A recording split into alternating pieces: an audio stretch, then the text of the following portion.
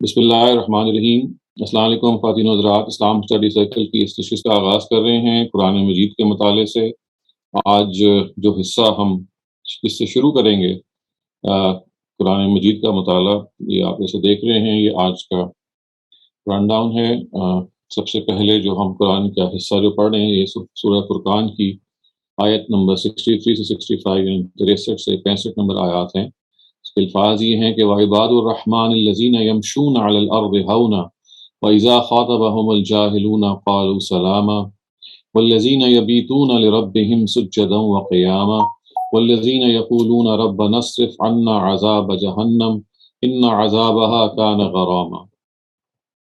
وہی رحمان ہے، اور رحمان کے بندے وہ ہیں جو زمین پر عاجزی سے چلتے ہیں، اور جاہل ان سے الجھنے کی کوشش کریں تو ان کو سلام کر کے الگ ہو جاتے ہیں، جو راتیں اپنے پروردگار کے آگے سجدے اور قیام میں گزارتے ہیں، جو دعائیں کرتے ہیں کہ اے ہمارے پروردگار ہم سے دوزخ کا عذاب ہٹا لے، حقیقت یہ ہے کہ اس کا عذاب تو جان کا لاگو ہے۔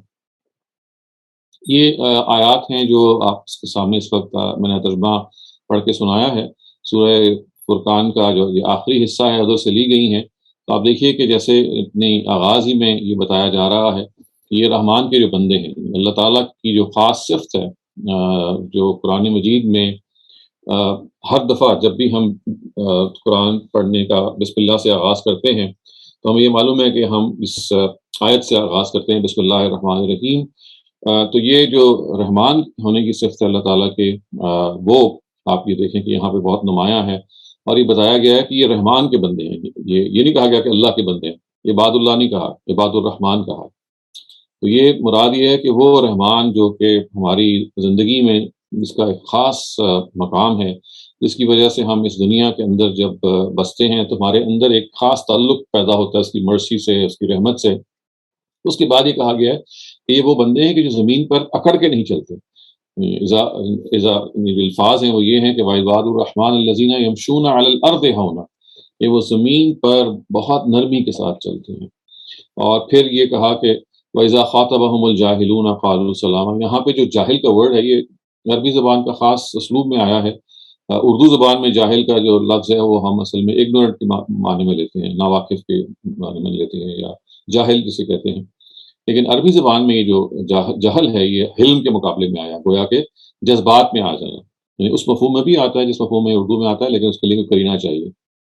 یہاں مراد یہ ہے کہ یہ وہ لوگ ہیں رحمان کے جو جب ان سے کوئی کسی ایسے شخص سے وہ مخاطب ہوتے ہیں کہ جو جذبات میں آگے گفتگو کرے، جو غصے میں آ جائے، تو وہ پھر بہت پیار سے الگ ہو جاتے ہیں۔ یعنی جو الفاظ ہیں وہ یہ ہیں کہ اذا خاطبهم الجاہلون قالوا سلاما، اس کو سلام کہہ کے، اس پر سلامتی کا کلمہ کہہ کے الگ ہو جاتے ہیں۔ اور اس سے خواتین حضرات جو ہمیں بات سمجھ میں آتی ہے وہ یہ ہے کہ اللہ تعالیٰ یہ چاہتے ہیں کہ ہم اس کے عاجز بندے بن کے جس دنیا میں رہیں، ہمارے اندر کوئی اکڑ کا پہلو نہ ہو، ہم یہ نہ محسوس ہو لوگوں کو کہ یہ ایک ایسا شخص ہے کہ جس سے بات کرنی جو ہے وہ دشوار ہے، جو اپنی اکڑ خو میں رہتا ہے۔ اور عاجزی اصل میں اگر آپ سچ پوچھیں تو یہ ہماری سب سے بڑی پہچان ہونی چاہیے، اس لیے کہ ہم رحمان کے مقابلے میں عاجز ہیں۔ اللہ تعالیٰ جو اکبر ہے، جو اللہ تعالیٰ جس کو ہم متکبر بھی کہتے ہیں قرآن مجید میں، اس کا مطلب ہے کہ اس کو حق ہے کہ وہ اپنے آپ کو سب سے بڑا کہے، اس کے مقابلے میں ہماری حیثیت سب سے چھوٹے کی ہے۔ تو اصل میں جب ہم اپنے آپ کو عاجزی کے مقام پہ فائز کرتے ہیں تو یہ ہمارا حقیقی مقام ہے، یہ ہمارا اصل مقام ہے۔ خدا کے آگے ہماری کوئی حیثیت نہیں ہے۔ خدا نے جس کیپیسٹی میں ہمیں بنایا وہاں ہماری سب سے بڑی پہچان یہ ہے کہ ہم اس کے بندے بن کر رہیں، یعنی کیا اس کے سامنے سرنگو رہیں۔ وہ ہم سے اونچا ہے اور ہم اس کے آگے سرفکندہ ہیں، اس کے آگے ہمارا سر جو ہے وہ بچ جاتا ہے، جھک جاتا ہے۔ اور یہ جب ہمارا جو گیٹ ہے، یعنی ہمارا طرز چال ہے، آپ سمجھ لیجئے کہ ہماری جو چلنے کا انداز ہے، یہ ایک پہلی ریفلیکشن ہے ہمارے اپنے باطن کی۔ یعنی انسان اگر اپنے باطن میں اس کے اندر عاجزی پائی جاتی ہے تو اس کے خارج میں بھی عاجزی پائی جائے گی، اور اس کا طریقہ ہمیشہ یہ ہوگا کہ آپ جب چلیں گے تو کبھی بھی آپ کو یہ محسوس نہیں ہوگا کہ کوئی ایسا بندہ زمین پر چل رہا ہے کہ جس کی چال کے اندر وہ اکڑ ہے، اس کی چال کے اندر وہ ایک خاص ایروگنس ہے کہ جس کو اللہ تعالیٰ بہت ناپسند کرتے ہیں، بلکہ اس کی جو چال ہے خواتین حضرات، اس کے اندر ایک ایسے شخص کی چال ہے کہ جو اپنے رب کو جان کے چلتا ہے، کہ وہ اس کو جانتا ہے کہ اس کی کیا حیثیت ہے، اور پھر یہ چیزیں آپ کے باطن پہ بھی اثر انداز ہوتی ہیں، کیونکہ صرف خارج ہی کی عاجزی مراد نہیں ہے، خارج کی عاجزی اصل میں داخل کی عاجزی کا پتہ دیتی ہے۔ گویا کہ داخل میں اگر آپ کے اندر تواضع ہے، اگر آپ کے اندر وہ ہیوملٹی ہے، جس کا مطلب یہ ہے کہ صرف پھر چال میں نہیں وہ پائی جائے گی، آپ جب گفتگو کریں گے تو وہ گفتگو کے اندر مٹھاس ہوگی، اس گفتگو کے اندر کوئی ایسا پہلو نہیں ہوگا کہ جس میں دوسرا یہ سمجھے کہ یہ آدمی اپنے آپ کو بہت سمجھتا ہے یا ہر چیز پہ لام لگاتا ہے، ہر چیز پہ کوئی نہ کوئی رائے دیتا ہے، حالانکہ ہو سکتا ہے اس کو ابتدائی باتیں بھی بعض چیزوں کی نہ پتہ ہوں، لیکن اپنے آپ کو بڑا ظاہر کرنے کے لیے وہ ہر فیلڈ میں اپنی رائے دیتا ہے۔ تو آپ کے جو مینرزمز ہیں، یعنی چال کے علاوہ آپ کی جو گفتگو ہے وہ بھی اسی چیز کا پتہ دینا چاہیے اس کو۔ اور پھر آپ کا جو لباس ہے، یعنی لباس کے اندر بھی عاجزی ہونی چاہیے، اور لباس میں عاجزی سے کیا مراد ہے؟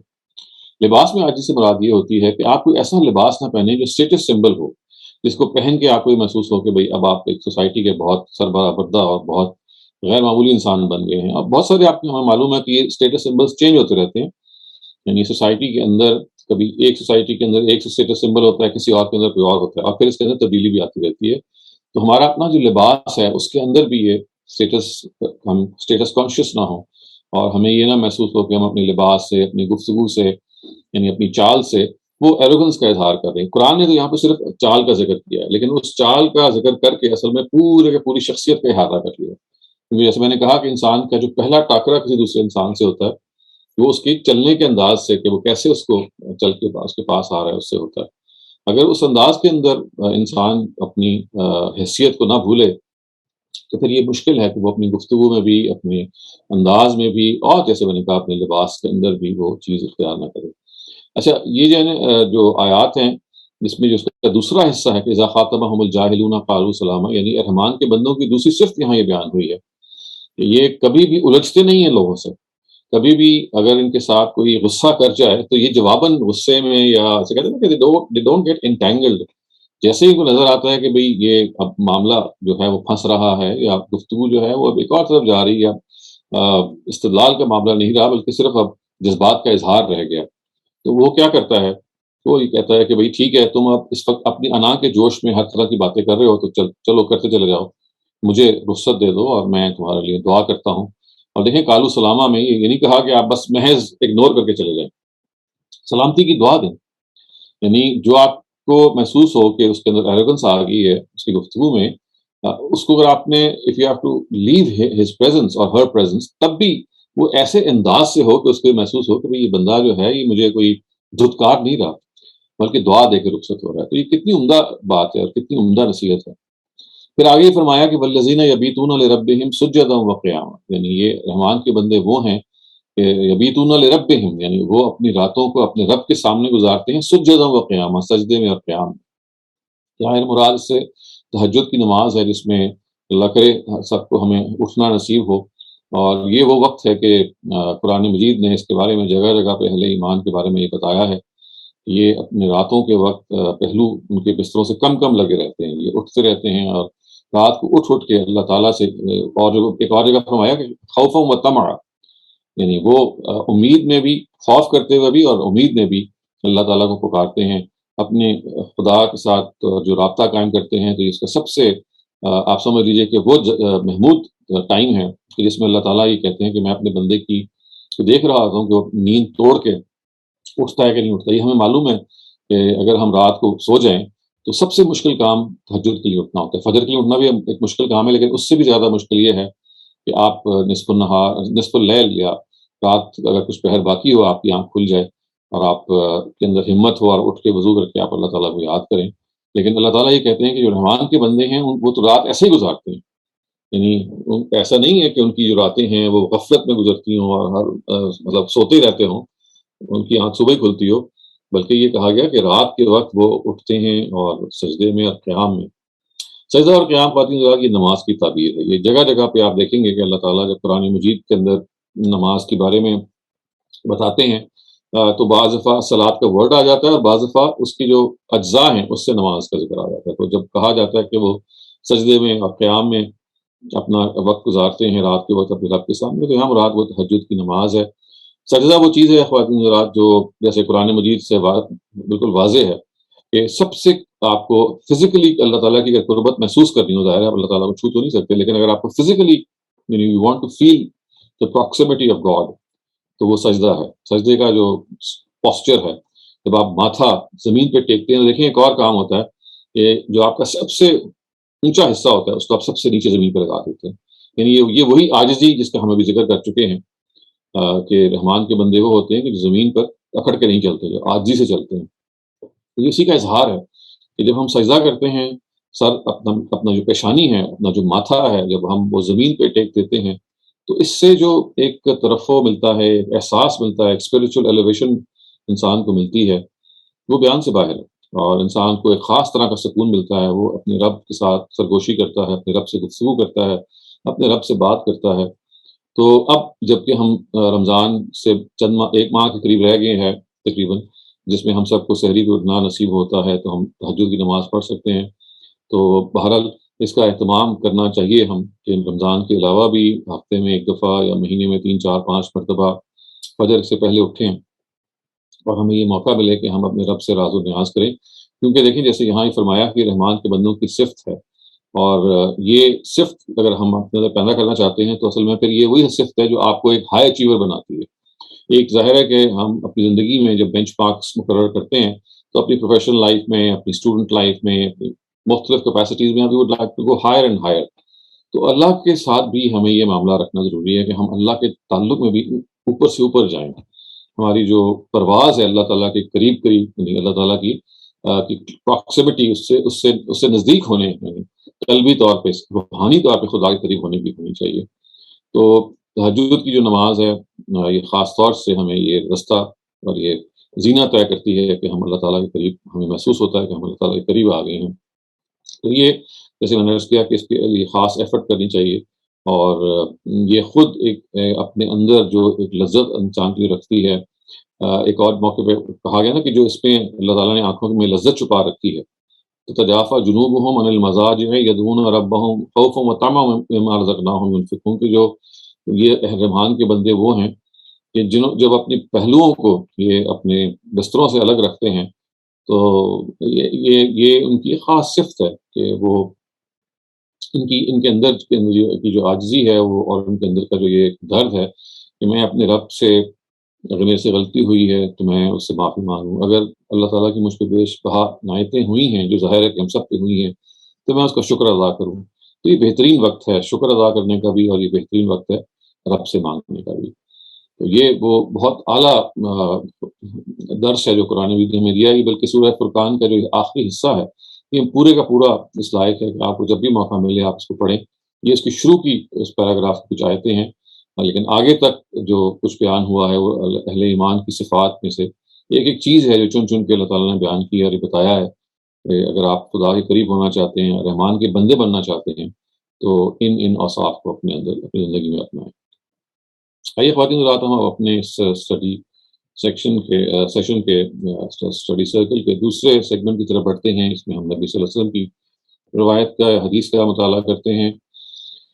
یہ حدیث جو ہے یہ مسلم سے لی گئی ہے. یہ نواس ابن سمعان سے مروی ہے. اس کے الفاظ یہ ہیں کہ نواس ابن سمعان الانصاری قال سألت رسول اللہ صلی اللہ علیہ وسلم عن البر والاسم فقال البر حسن الخلق والاسم ما حاک فی صدرک وکرہت ان یطلع علیہ الناس. یعنی سیدنا نواس ابن سمعان رضی تعالیٰ عنہ سے روایت ہے کہ میں نے اللہ کے رسول سے پوچھا بھلائی اور برائی کے متعلق، یعنی اچھائی اور برائی کے متعلق. تو آپ صلی اللہ علیہ وسلم نے فرمایا اچھائی جو ہے وہ حسن خلق ہے، یعنی اچھا اخلاق آپ نے سمجھ لیجیے.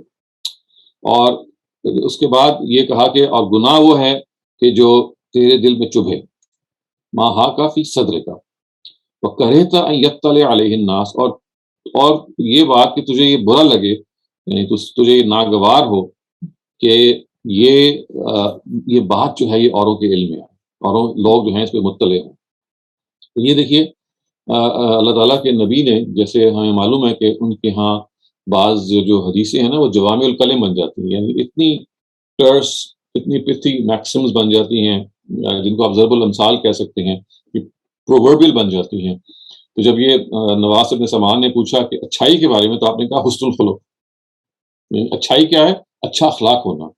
یعنی آپ کا اخلاق ایسا ہونا، آپ کے کردار کے ساتھ ساتھ آپ کی جو دوسرے کے ساتھ ڈیلنگ ہے وہ اتنی عمدہ ہونا کہ لوگ آپ کی اس ڈیلنگ سے متاثر ہوں، لوگ آپ کی اس ڈیلنگ کے بارے میں یہ سمجھیں کہ یہ وہ شخص ہے کہ جو صرف زبان کا غازی نہیں ہے بلکہ کردار کا غازی بھی ہے، صرف زبان سے ہی میٹھی باتیں کہہ کے لوگوں کو متاثر نہیں کرتا بلکہ اپنے مینرزم سے، اپنے کردار سے لوگوں کو متاثر کرتا ہے۔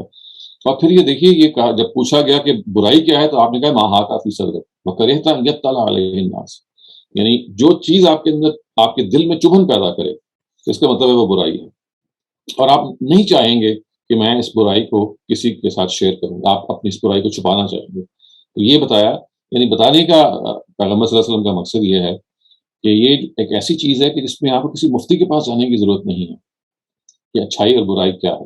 اچھائی حسن خلق ہے، اچھا اخلاق ہے، اور برائی وہ چیز ہے کہ جو آپ کے ضمیر کو چبھے، آپ کے اندر چبھن پیدا کرے اور آپ اس کو کسی سے شیئر نہ کرنا چاہیں۔ تو یہ ایک اتنی بڑی بات ہے خواتین حضرات کہ اگر ہم اس کو اپنے پلے باندھ لیں کہ ہم نے صاحب و ضمیر ہونا ہے، ہم نے اپنی زندگی اگر گزارنی ہے اس دنیا میں تو ضمیر کی روشنی میں گزارنی ہے۔ اگر وہ ضمیر ایک جو کچھ بھی وہ کہہ رہا ہے وہ اگر ہمارے اپنے انٹرسٹ کے بھی خلاف کیوں نہ ہو، جیسے کہ دیکھیں نا عدل کی گواہی کے بارے میں، سچ کی گواہی کے بارے میں یہ کہا ہے نا کہ آپ نے سچ کی گواہی دینی ہے کہ ولو علی انفسکم او الوالدین والاقربین، کہ اپنے، یعنی آپ نے سچ کی گواہی دینی ہے، گویا ضمیر کی روشنی میں بات کرنی ہے، اگرچہ کہ وہ آپ کو نقصان دہ کیوں نہ ہو، آپ کو نقصان کیوں نہ پہنچے اور آپ کے والدین کو نقصان کیوں نہ پہنچ جائے، اور پہلے آپ کے جو دوسرے رشتے دار ہیں انہیں کو ان کو نقصان کیوں نہ پہنچ جائے۔ بہرحال آپ کو اپنے ضمیر کی آواز پہ لبیک کہنا، اور یہ خاص طور سے اس لیے ضروری ہے کہ ہم جب بھی کسی گروہ میں ہوتے ہیں، یعنی چاہے وہ سیاسی جماعت ہو، چاہے وہ کوئی مذہبی جماعت ہو، چاہے وہ کوئی برادری ہو، چاہے وہ کوئی فیملی کا ایک نہاد ہو، تو ہم اصل میں ایک اجتماعی نفسیات میں شکار ہو جاتے ہیں کہ ہم نے اپنے گروہ کو، اپنی پارٹی کو، اپنے گروپ کو، اپنی مذہبی جو ویو رکھنے والی فیکشن ہے اس کو ہمیشہ ڈیفینڈ کرنا ہے، چاہے صحیح ہو چاہے غلط ہو۔ تو اس سے نجات دلانے کے لیے اللہ تعالیٰ یہ فرماتے ہیں کہ دیکھیے، اللہ تعالیٰ کے پیغمبر یہ فرماتے ہیں کہ یہاں آپ کو یہ نہیں دیکھنا کہ جس گروپ سے آپ بلانگ کرتے ہیں اس کا انٹرسٹ کیا ہے، کیونکہ دیکھیے جو آپ نے سنا ہوگا نا ایام جاہلیہ، تو ایام جاہلیہ میں اور اسلام میں جو فرق ہے وہ یہی ہے۔ ایام جاہلیہ کے اندر انسان ہمیشہ جو سچائی، اچھائی اور برائی کا جو معیار ہے وہ اپنے قبیلے کے مفاد کو سمجھتا تھا۔ اگر ایک چیز آپ کے قبیلے کے مفاد میں ہے تو وہ اچھی ہے، چاہے وہ اخلاقاً کتنی بری کیوں نہ ہو، اور قبیلے کے مفاد میں نہیں ہے تو وہ بری ہے، چاہے وہ اخلاقاً کتنی اچھی کیوں نہ ہو۔ تو اس کو بالکل الٹایا قرآن مجید نے، بھی کہا کہ نہیں، اچھائی اور برائی کا جو معیار ہے that is not your tribal interest اور the interest of your family، نہیں، اٹ از، یہ اچھائی اور برائی کا جو معیار ہے وہ سچائی بذات خود ہے، وہ حق ہے۔ چنانچہ اگر وہ حق ہے اور اس کے نتیجے میں آپ کی فیملی کو نقصان پہنچ رہا ہے، آپ کو نقصان پہنچ رہا ہے، آپ کی پارٹی کو نقصان پہنچ رہا ہے، آپ کے گروپ کو پہنچ رہا ہے، آپ کی برادری کو پہنچ رہا ہے، تو آپ اس کو برداشت کریں، کیونکہ سچائی یا ضمیر کی روشنی میں فیصلہ کرنا یہ اصل میں خدا کی اس آخرت کی عدالت کا ایک چھوٹا سا شمع، ایک چھوٹی سی ریفلیکشن ہے جو ہمارے اپنے اندر موجود ہے، اور ہم اس کو نگیٹ نہیں کر سکتے۔ اپنی زندگی کو اس طرح سے گزارنا کہ آپ کے ضمیر نے جب ایک لفظ کہہ دیا یا آپ کو ایک سگنل دے دیا تو پھر آپ نے کوئی دوسری رائے نہیں اپنائی۔ یہ ہے وہ امتحان خواتین حضرات جس میں ہم ہر وقت ڈالے گئے ہیں، اس لیے کہ دیکھیے ہر وقت ہمیں صحیح اور غلط کے بارے میں فیصلہ کرنا پڑتا ہے۔ یہ فیصلہ آپ کو بعض دفعہ، جیسے میں نے عرض کیا، کہ ہر لمحہ کسی نہ کسی پہلو سے کرنا پڑتا ہے۔ ہر لمحہ آپ اپنے ضمیر سے لڑائی کر رہے ہوتے ہیں، یا اس کی جو سگنلز ہیں اس کے حوالے سے آپ کوئی نہ کوئی سگنل محسوس کر رہے ہوتے ہیں، یا آپ کو راحت ہو رہی ہوتی ہے اگر آپ نے اس کی آواز کو فالو کیا، اور یا آپ کو کوفت ہو رہی ہوتی ہے کہ میں نے اس کی آواز کو فالو نہیں کیا۔ لیکن ظاہر یہ ان لوگوں کے لیے ہے کہ جن کے ضمیر زندہ ہوں۔ اگر آپ کے ضمیر مردہ ہو جائیں تو پھر یہ بھی کام نہیں آتی، اور یہ ہمیشہ یاد رکھیے کہ ضمیر کا مردہ ہونا اللہ کی طرف سے ایک سزا ہے۔ وہ اس بات کی سزا ہے کہ آپ نے ضمیر کی آواز پہ لبیک نہیں کہا۔ جو شخص ضمیر کی آواز کی قدر نہیں کرتا اس کا ضمیر اللہ تعالیٰ بتدریج گریجولی مردہ کر دیتے ہیں۔ تو اللہ تعالیٰ ہمیں اس کیفیت سے بچائے، لیکن اگر ہمارا ضمیر زندہ ہے تو وہ کبھی جھوٹ نہیں بولے گا۔ اور پھر دیکھیے ایک مرتبہ پھر اس چیز کا اعادہ کیجیے کہ جو اللہ تعالیٰ کے پیغمبر نے جب پوچھا کہ اچھائی کیا ہے، تو آپ بہت ساری باتیں کہہ سکتے تھے۔ آپ کہہ سکتے کہ بھائی نمازی بن جاؤ، یا اتنے روزے رکھ لو، نہیں یہ نہیں کہا حسن الخلق، اچھا اخلاق پیدا کرو، کیونکہ دیکھیے عبادات خود وہ ذرائع ہیں کہ جس سے اچھا اخلاق پیدا ہوتا ہے۔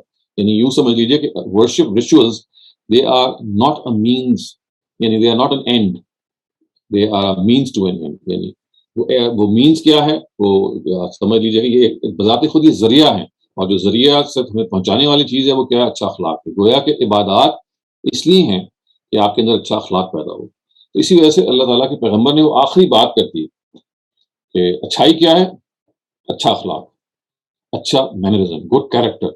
تو یہ اتنی نمایاں اور اتنی اہم بات ہے خواتین حضرات کہ اس کو ہمیں بار بار اعادہ کرنا چاہیے کہ اللہ تعالیٰ کے پیغمبر نے اچھائی کا جو معیار گنوایا ہے وہ اعلیٰ اخلاق ہے، جس سے صاف معلوم ہوتا ہے کہ عبادات جو ہیں وہ خود اس اچھے اخلاق تک پہنچنے کا ذریعہ ہے۔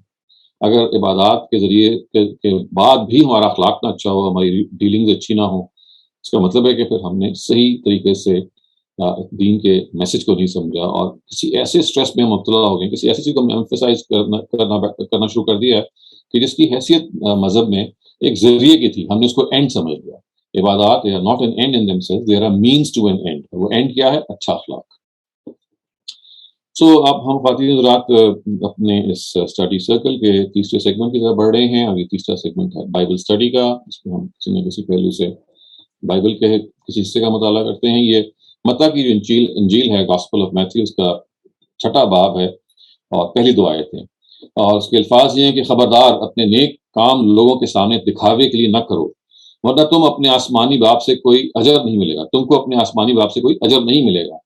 چنانچہ خیرات دیتے وقت ریاکاروں کی طرح نہ کر، جو عبادت خانوں اور گلیوں میں بگل بجا بجا کر اس کا اعلان کرتے ہیں کہ لوگ ان کی عزت کریں۔ میں تم کو سچ کہتا ہوں یا سچ بتاتا ہوں، جتنا اجر انہیں ملنا تھا انہیں مل چکا ہے۔ تو یہ اللہ تعالیٰ کے پیغمبر مسیح جو ہیں، یہ دیکھیے کس طرح سے اپنے خاص پہلو، اپنے خاص انداز سے اپنے مخاطبین کو متوجہ کرتے ہیں، اور وہ یہ کہتے ہیں کہ دیکھو، اگر تم نے اللہ تعالیٰ کے لیے کچھ کیا ہے، اللہ تعالیٰ کے لیے اگر آپ نے عبادت کی ہے، تو اس کا ڈھنڈورا نہ پیٹو۔ اگر کہیں اللہ تعالیٰ کی راہ میں انفاق کر دیا ہے، اگر اللہ تعالیٰ کی راہ میں کسی کی مدد کر دی ہے، تو یہ دکھاوے کے لیے نہیں ہونی چاہیے۔ اور خاص طور سے کہا کہ آپ نے ایک بات کہی ہے اور اس کے بعد لوگوں کو بتانا شروع کر دیا کہ دیکھو آج میں نے یہ کیا، آج میں نے وہ کیا، نہیں۔ اس کے نتیجے میں نیکی کا جو اصل مقصد ہے وہ ختم ہو جاتا ہے۔ نیکی کا اصل مقصد کیا ہے؟ آپ کی اسپرچل ایلیویشن، روحانی بالیدگی، آپ اپنی اسپرچولیٹی کے اندر ایڈوانس کریں۔ جیسے ہی آپ اپنی اچھائی کا شو آف کرتے ہیں، جیسے ہی آپ اپنی اچھائی کو اس طرح سے لوگوں کے سامنے بیان کرتے ہیں تاکہ لوگ یہ محسوس کریں کہ واہ جی بڑا کام کیا، تو وہ اچھائی اور نیکی جو ہے وہ اپنا جو اثر ہے وہ ظاہر کر دیتی ہے، کیونکہ اس کا اثر یہ ہے کہ آپ کا باطن پاکیزہ ہو، آپ کا رب راضی ہو۔ تو باطن کی پاکیزگی تو بالکل میلی ہو جائے گی، اس کے اندر میل آ جائے گا جیسے ہی آپ اس کے اندر دکھاوا شروع کر دیں گے۔ تو دکھاوا خواتین وہ چیز ہے کہ جو ہمارے اپنے اخلاق اور کردار کو بالکل زنگ کی طرح کھا جاتا ہے۔ یعنی اگر آپ نے اچھا اخلاق بھی دکھاوے کے لیے کیا ہے، عبادات بھی آپ نے دکھاوے کے لیے کی ہیں، کوئی بھی اچھا کام اگر آپ نے شو آف کرنے کے لیے کیا ہے، تو خداوند تعالیٰ کو یہ چیز پسند نہیں ہے۔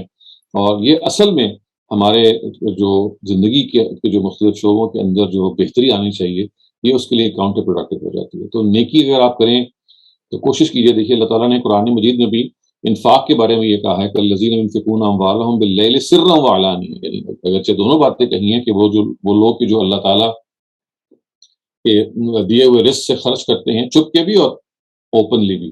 اور ایک اور موقع پہ یہ کہا کہ اگر آپ چھپا کے کریں گے تو فہو خیر لکم، تو یہ زیادہ آپ کے لیے بہتر ہے۔ یعنی بعض دفعہ انسان کو اللہ کی راہ میں خرچ کرنا پڑ جاتا ہے تو دکھا کے کرنا پڑتا ہے، جیسے مثال کے طور پہ آپ نے اگر اپنے بچوں کو انسپائر کرنا ہے، یا اس کے اور بھی اس طرح کے ایکسٹریم یا اسپیسیفک موقع آ جاتے ہیں۔ لیکن خاص طور سے خواتین حضرات یہ کہا گیا کہ اگر آپ نے بہتر ہے کہ اگر آپ نے اللہ کی راہ میں کسی کی کوئی مدد کی ہے تو وہ چھپ کے کی جائے، اس کا ڈھنڈورا نہ پیٹا جائے، اور اس میں وہ آپ اور آپ کے رب کے درمیان اگر رہے گی تو آپ اور آپ کے رب کے درمیان کی جو ایک خاص کیفیت آپ اس کو محسوس کریں گے، وہ صرف محسوس کرنے کی ہے، وہ الفاظ میں شاید بتائی نہیں جا سکتی۔ اور یہ تمام نیکیوں کے بارے میں ہے کہ کوشش کریں کہ ان نیکیوں کا علم جو ہے اگر ناگزیر ہے کسی کے سامنے کسی وجہ سے تو ایک اور بات ہے، ورنہ خاموشی کے ساتھ بالکل علیحدگی میں بالکل پرائیویٹلی آپ نے کوئی اچھا کام کیا اور اس کو کسی کے نوٹس میں آپ نہیں لے کے آئے۔ جیسے آپ وہ نوٹس میں لے کے آئیں گے تو وہ اس کے پیچھے جو محرک ہے وہ تبدیل ہو جائے گا۔ محرک تو یہ ہونا چاہیے نا کہ آپ اپنا تزکیہ کریں، اپنے آپ کو پاک کریں، لیکن جیسے ہی آپ لوگوں کے نوٹس میں لے آئیں گے دکھاوے کے لیے تو وہ تزکیے کا جو مقصد ہے وہ فوت ہو جائے گا، اور اس تزکیے کے بجائے آپ کے اندر काउंटर तज़किया पैदा होना शुरू हो जाएगा, जिसका मतलब क्या है कि जो सफाई होनी चाहिए आपके कल्ब की, उसके बजाय और वो मैला होना शुरू हो जाएगा, और उसके अंदर जब मैल बढ़ना शुरू हो जाएगा तो फिर आहिस्ता-आहिस्ता बहुत सारी और बीमारियाँ इंसान के अंदर आ जाती हैं, रूहानी बीमारियाँ। आपके अंदर जो तकब्बुर है, ख़ास तौर से उसको आप एरोगेंस कहते हैं, वो भी इसी वजह से है कि आप दिखावे के लिए जब काम करते हैं तो उसका मुहर्रिक भी चाहिए होता है कि आप अपने आप को बड़ा लोगों के सामने पेश करें, और उस तकब्बुर को लोगों के आगे इस अंदाज से पेश करें कि जैसे आपके अंदर एक गैर मामूली इंसान है जो जीता जागता है। नबी सल्लल्लाहु अलैहि वसल्लम की अपनी ज़िंदगी पर आप देखें, इसी तरह से अंबिया अलैहिस्सलाम की ज़िंदगी आप देखें तो आपको नज़र आएगा कि उनकी जो बहुत सारी ऐसी चीज़ें हैं कि जिसको वो बिल्कुल छुपा के करते थे, अब वो इसी वजह से हमारे इल्म में नहीं है, यानी कि वो सहाबा से वो मरवी ही नहीं है। बहुत सारी ऐसी बातें, बहुत ऐसी चंद बातें हैं कि जो बिल्कुल उनके शब रोज़ के साथी हैं, उनके इल्म में कोई बात आ गई तो उन्होंने बयान कर दी, वरना उनकी ज़िंदगी की बहुत सारी पर्सनल बातें जो कुरान रिफ्लेक्ट करता है उनके हवाले से, they have not been reported, क्योंकि वो कभी उन्होंने बयान नहीं की इस तरीके से। हाँ, किसी ने पूछा तो बयान कर दिए। तो इससे हमें सबसे बड़ा सबक मिलता है कि किस तरह से ये हमें अपनी नेकी को छुपाना चाहिए, और नेकी के बारे में ये रवैया अख्तियार करना चाहिए कि वो इंसेंटिव प्योर हो आपका, क्योंकि जैसे ही आप उसको दिखा देते हैं तो उसकी में जो इंसेंटिव में जो प्योरिटी है वो कंटामिनेट हो जाती है, और फिर सारा का सारा जो मकसद है वो फिर ज़ाइल हो जाता है। सो ख़ातिन हज़रात, ये हमने आज की नशिस्त में चंद बातें कुरान मजीद से, नबी सल्लल्लाहु अलैहि वसल्लम की रिवायत से, हदीस से और बाइबल से पढ़ी हैं। अब हमारा चौथा जो हिस्सा है वो डिस्कशन का हिस्सा होता है, जिसमें हम सब एक दूसरे से फ़ायदा उठाते हैं।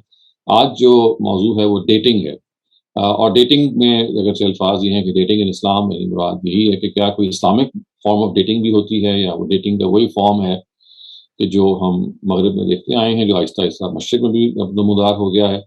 तो इस सिलसिले में हमें क्या रवैया अख्तियार करना चाहिए, हमारा क्या नुक्ता नज़र होना चाहिए, क्योंकि ज़ाहिर है कि हम सब के सामने हमारी जो औलाद जवान हो रही है, वो इन इश्यूज़ में हमें गिरफ्तार भी नज़र आती है, और सवालिया निशान भी उसके पास उनके यहाँ होता है, और ख़ुद हमारे यहाँ भी ये सवालिया निशान होता है कि ये जो सोसाइटी का चाल-चलन पैदा हो गया हुआ है, इसमें हमने क्या किरदार अदा करना है, किस चीज़ को रोकना है और किस चीज़ को नहीं रोकना।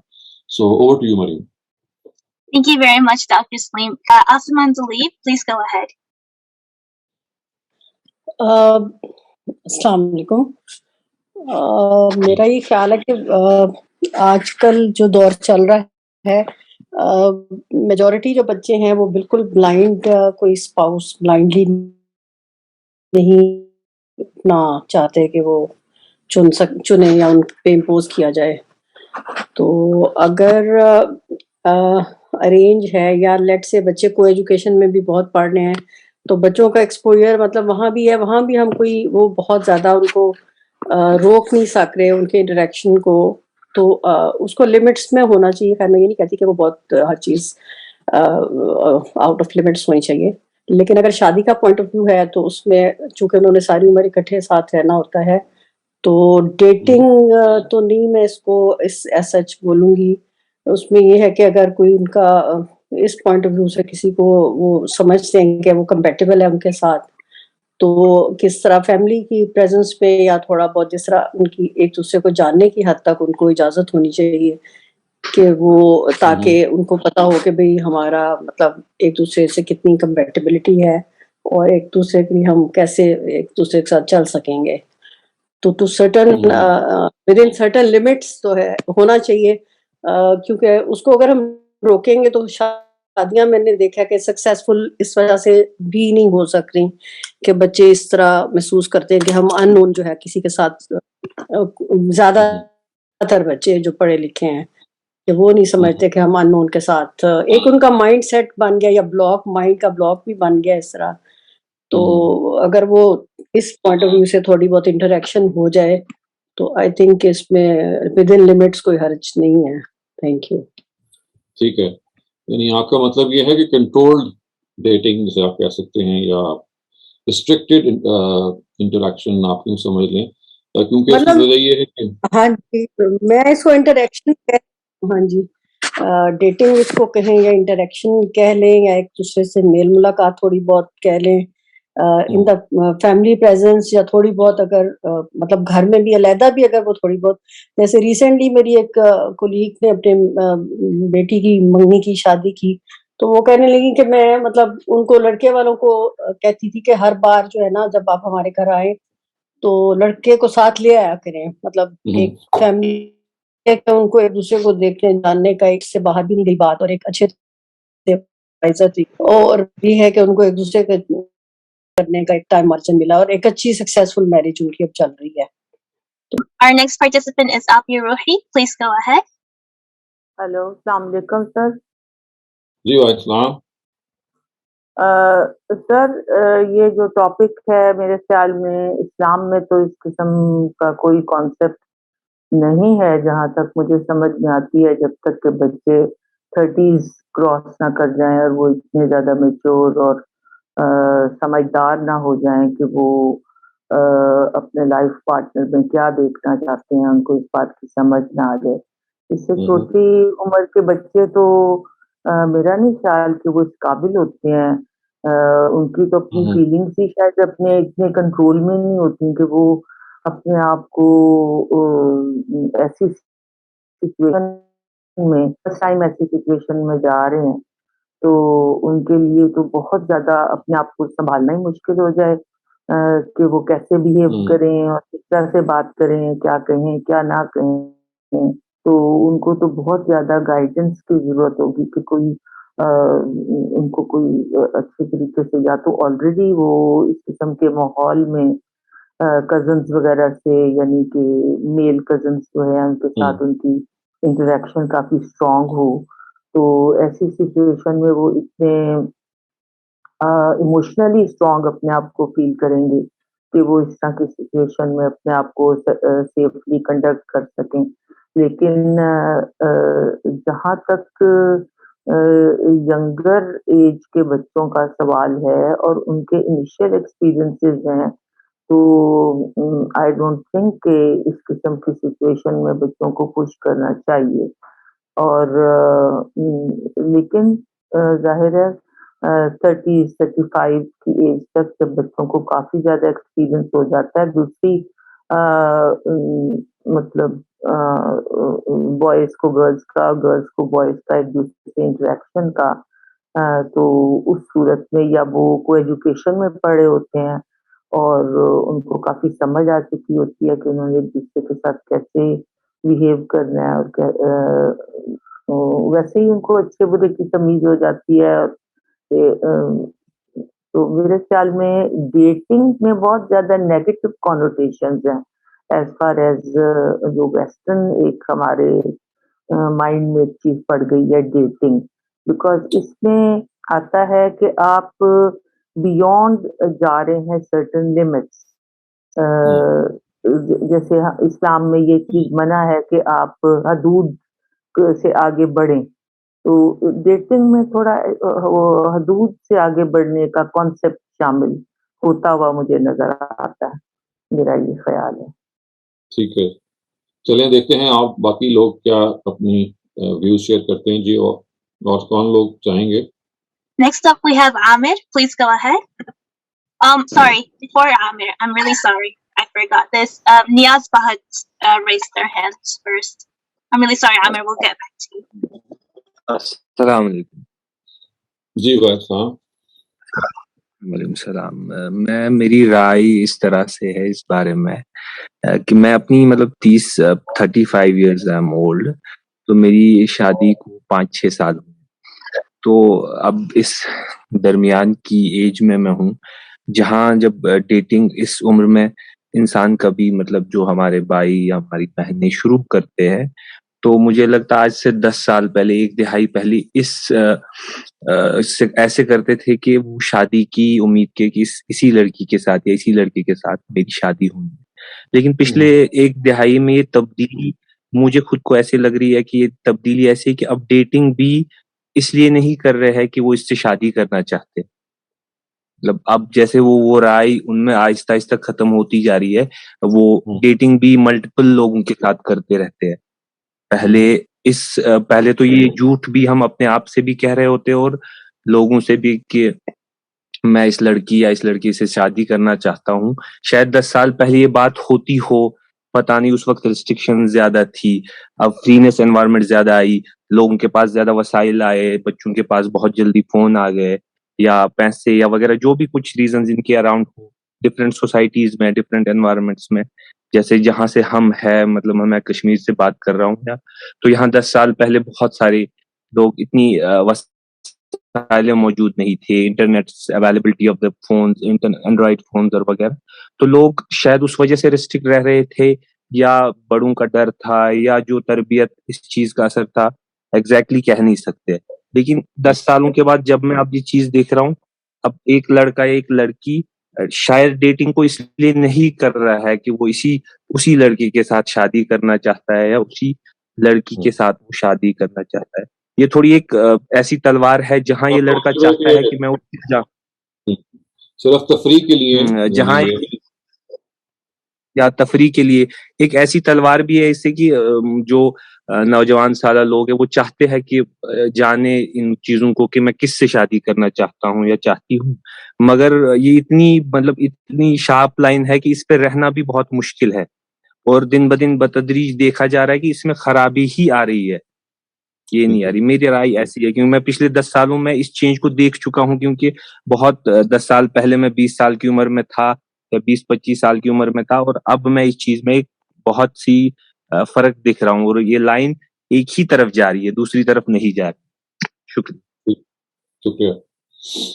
Next up, we have Amir. Please go ahead. السلام علیکم ورحمۃ اللہ وبرکاتہ. ڈاکٹر شہزاد سلیم صاحب, میں ایک دعا سے اپنی بات شروع کروں گا کہ اللہ تعالیٰ آپ کو اور المورد کو جو کاوش آپ پچھلے پروبیبلی 20 اور 30 سال سے کر رہے ہیں, اللہ تعالیٰ آپ کو کامیاب کرے اس کاوش میں. اور کیونکہ یہ ایجوکیشن کا معاملہ ہے, جو آپ ہم جیسے کمزور لوگوں کو ایجوکیٹ کرنے کی کوشش کر رہے ہیں, اللہ تعالیٰ آپ سب لوگوں کو ہمت دے, استقامت دے اور اجر دے. سو جزاک اللہ اس ساری کاوش کا. اب بات کرتے ہیں, میری پہلی 2 بہنوں نے بڑی خوبصورت باتیں کی ہیں. زیادہ تر لوگ جو اس وقت گروپ میں شامل ہیں, بات جو کر رہے ہیں, میرے خیال میں سارے میچیور لوگ ہیں. ہم سب کو پتہ ہے کہ ڈیٹنگ جو ہے وہ کیا اچھی ہے یا کیا نہیں اچھی, اس کے بارے میں میرے خیال میں بات زیادہ نہ کریں تو بہتر ہوگا. ہم سب کو بالکل کلیئرلی پتہ ہے, باقی ہم بات کو پرولونگ کرتے جائیں تو وہ کوئی حد نہیں ہے اس پہ بحث کرنے کا. بات ہمیں یہ کرنی چاہیے کہ ہم اپنے بچوں کو کس طرح سے کنونس کریں, کیونکہ اب میں جس یک بستہ ملک میں رہتا ہوں, آج بھی جہاں تنوع برف پڑی ہوئی ہے, سفیدی چھائی ہوئی ہے, تو ہم اپنے بچوں کو کس طرح کنونس کریں, جو یونیورسٹی کے اسٹوڈنٹس ہیں, جو کالج کے اسٹوڈنٹس ہیں, جو ہائی اسکول کے اسٹوڈنٹس ہیں, کہ بھئی آپ نے مغرب سے پہلے اپنے گھر میں واپس آ جانا ہے. ان کی جو کنسٹرینٹس ہیں وہ آپ نے بتانی ہیں, بعد میں رہنے کی جو پرابلمز ہیں وہ آپ نے ان کو بتانی ہے, اور جو ایسی محفل میں چلے جانا اس کے بعد جہاں آپ تو بہت اچھے ہیں, لیکن جس محفل میں آپ جائیں گے ہو سکتا ہے وہ آپ کے کنٹرول میں نہ ہو اور پرابلم میں آپ پڑ جائیں, کریٹ وہاں ہو جائے, اور جو ایک حجاب پچھلے 20, 25, 30 سال سے چلتا آ رہا ہے وہ ٹوٹنے کا خطرہ ہو. تو ہمیں جو زور دینا ہے وہ پرابلم فکس کرنے کے بارے میں بات کرنی چاہیے, رادر دین کہ ہم آج اس عمر میں جا کے ہم یہی بات کرتے رہیں کہ یہ ڈیٹنگ اچھی ہے یا ڈیٹنگ بری ہے. وہ بالکل ہم سب کو بہت کلیئرلی پتہ ہے, سارے میچور لوگ ہیں, ایون ان کو بھی پتہ ہے, ان بچوں کو بھی پتہ ہے جو یہ کچھ کرتے ہیں, ان کو بھی پتہ ہے. سو ڈاکٹر صاحب میں یہ چاہوں گا کہ ہم سارے اس پہ زور دیں, اور اسپیشلی ہم آپ سے سننا چاہیں گے کہ ہم کس طرح سے تربیت کریں اپنے بچوں کی. یہ بہت خوبصورت ٹاپک ہے اسپیشلی اس معاملے میں کہ ہم اپنے بچوں کو صحیح راہ دکھا سکیں.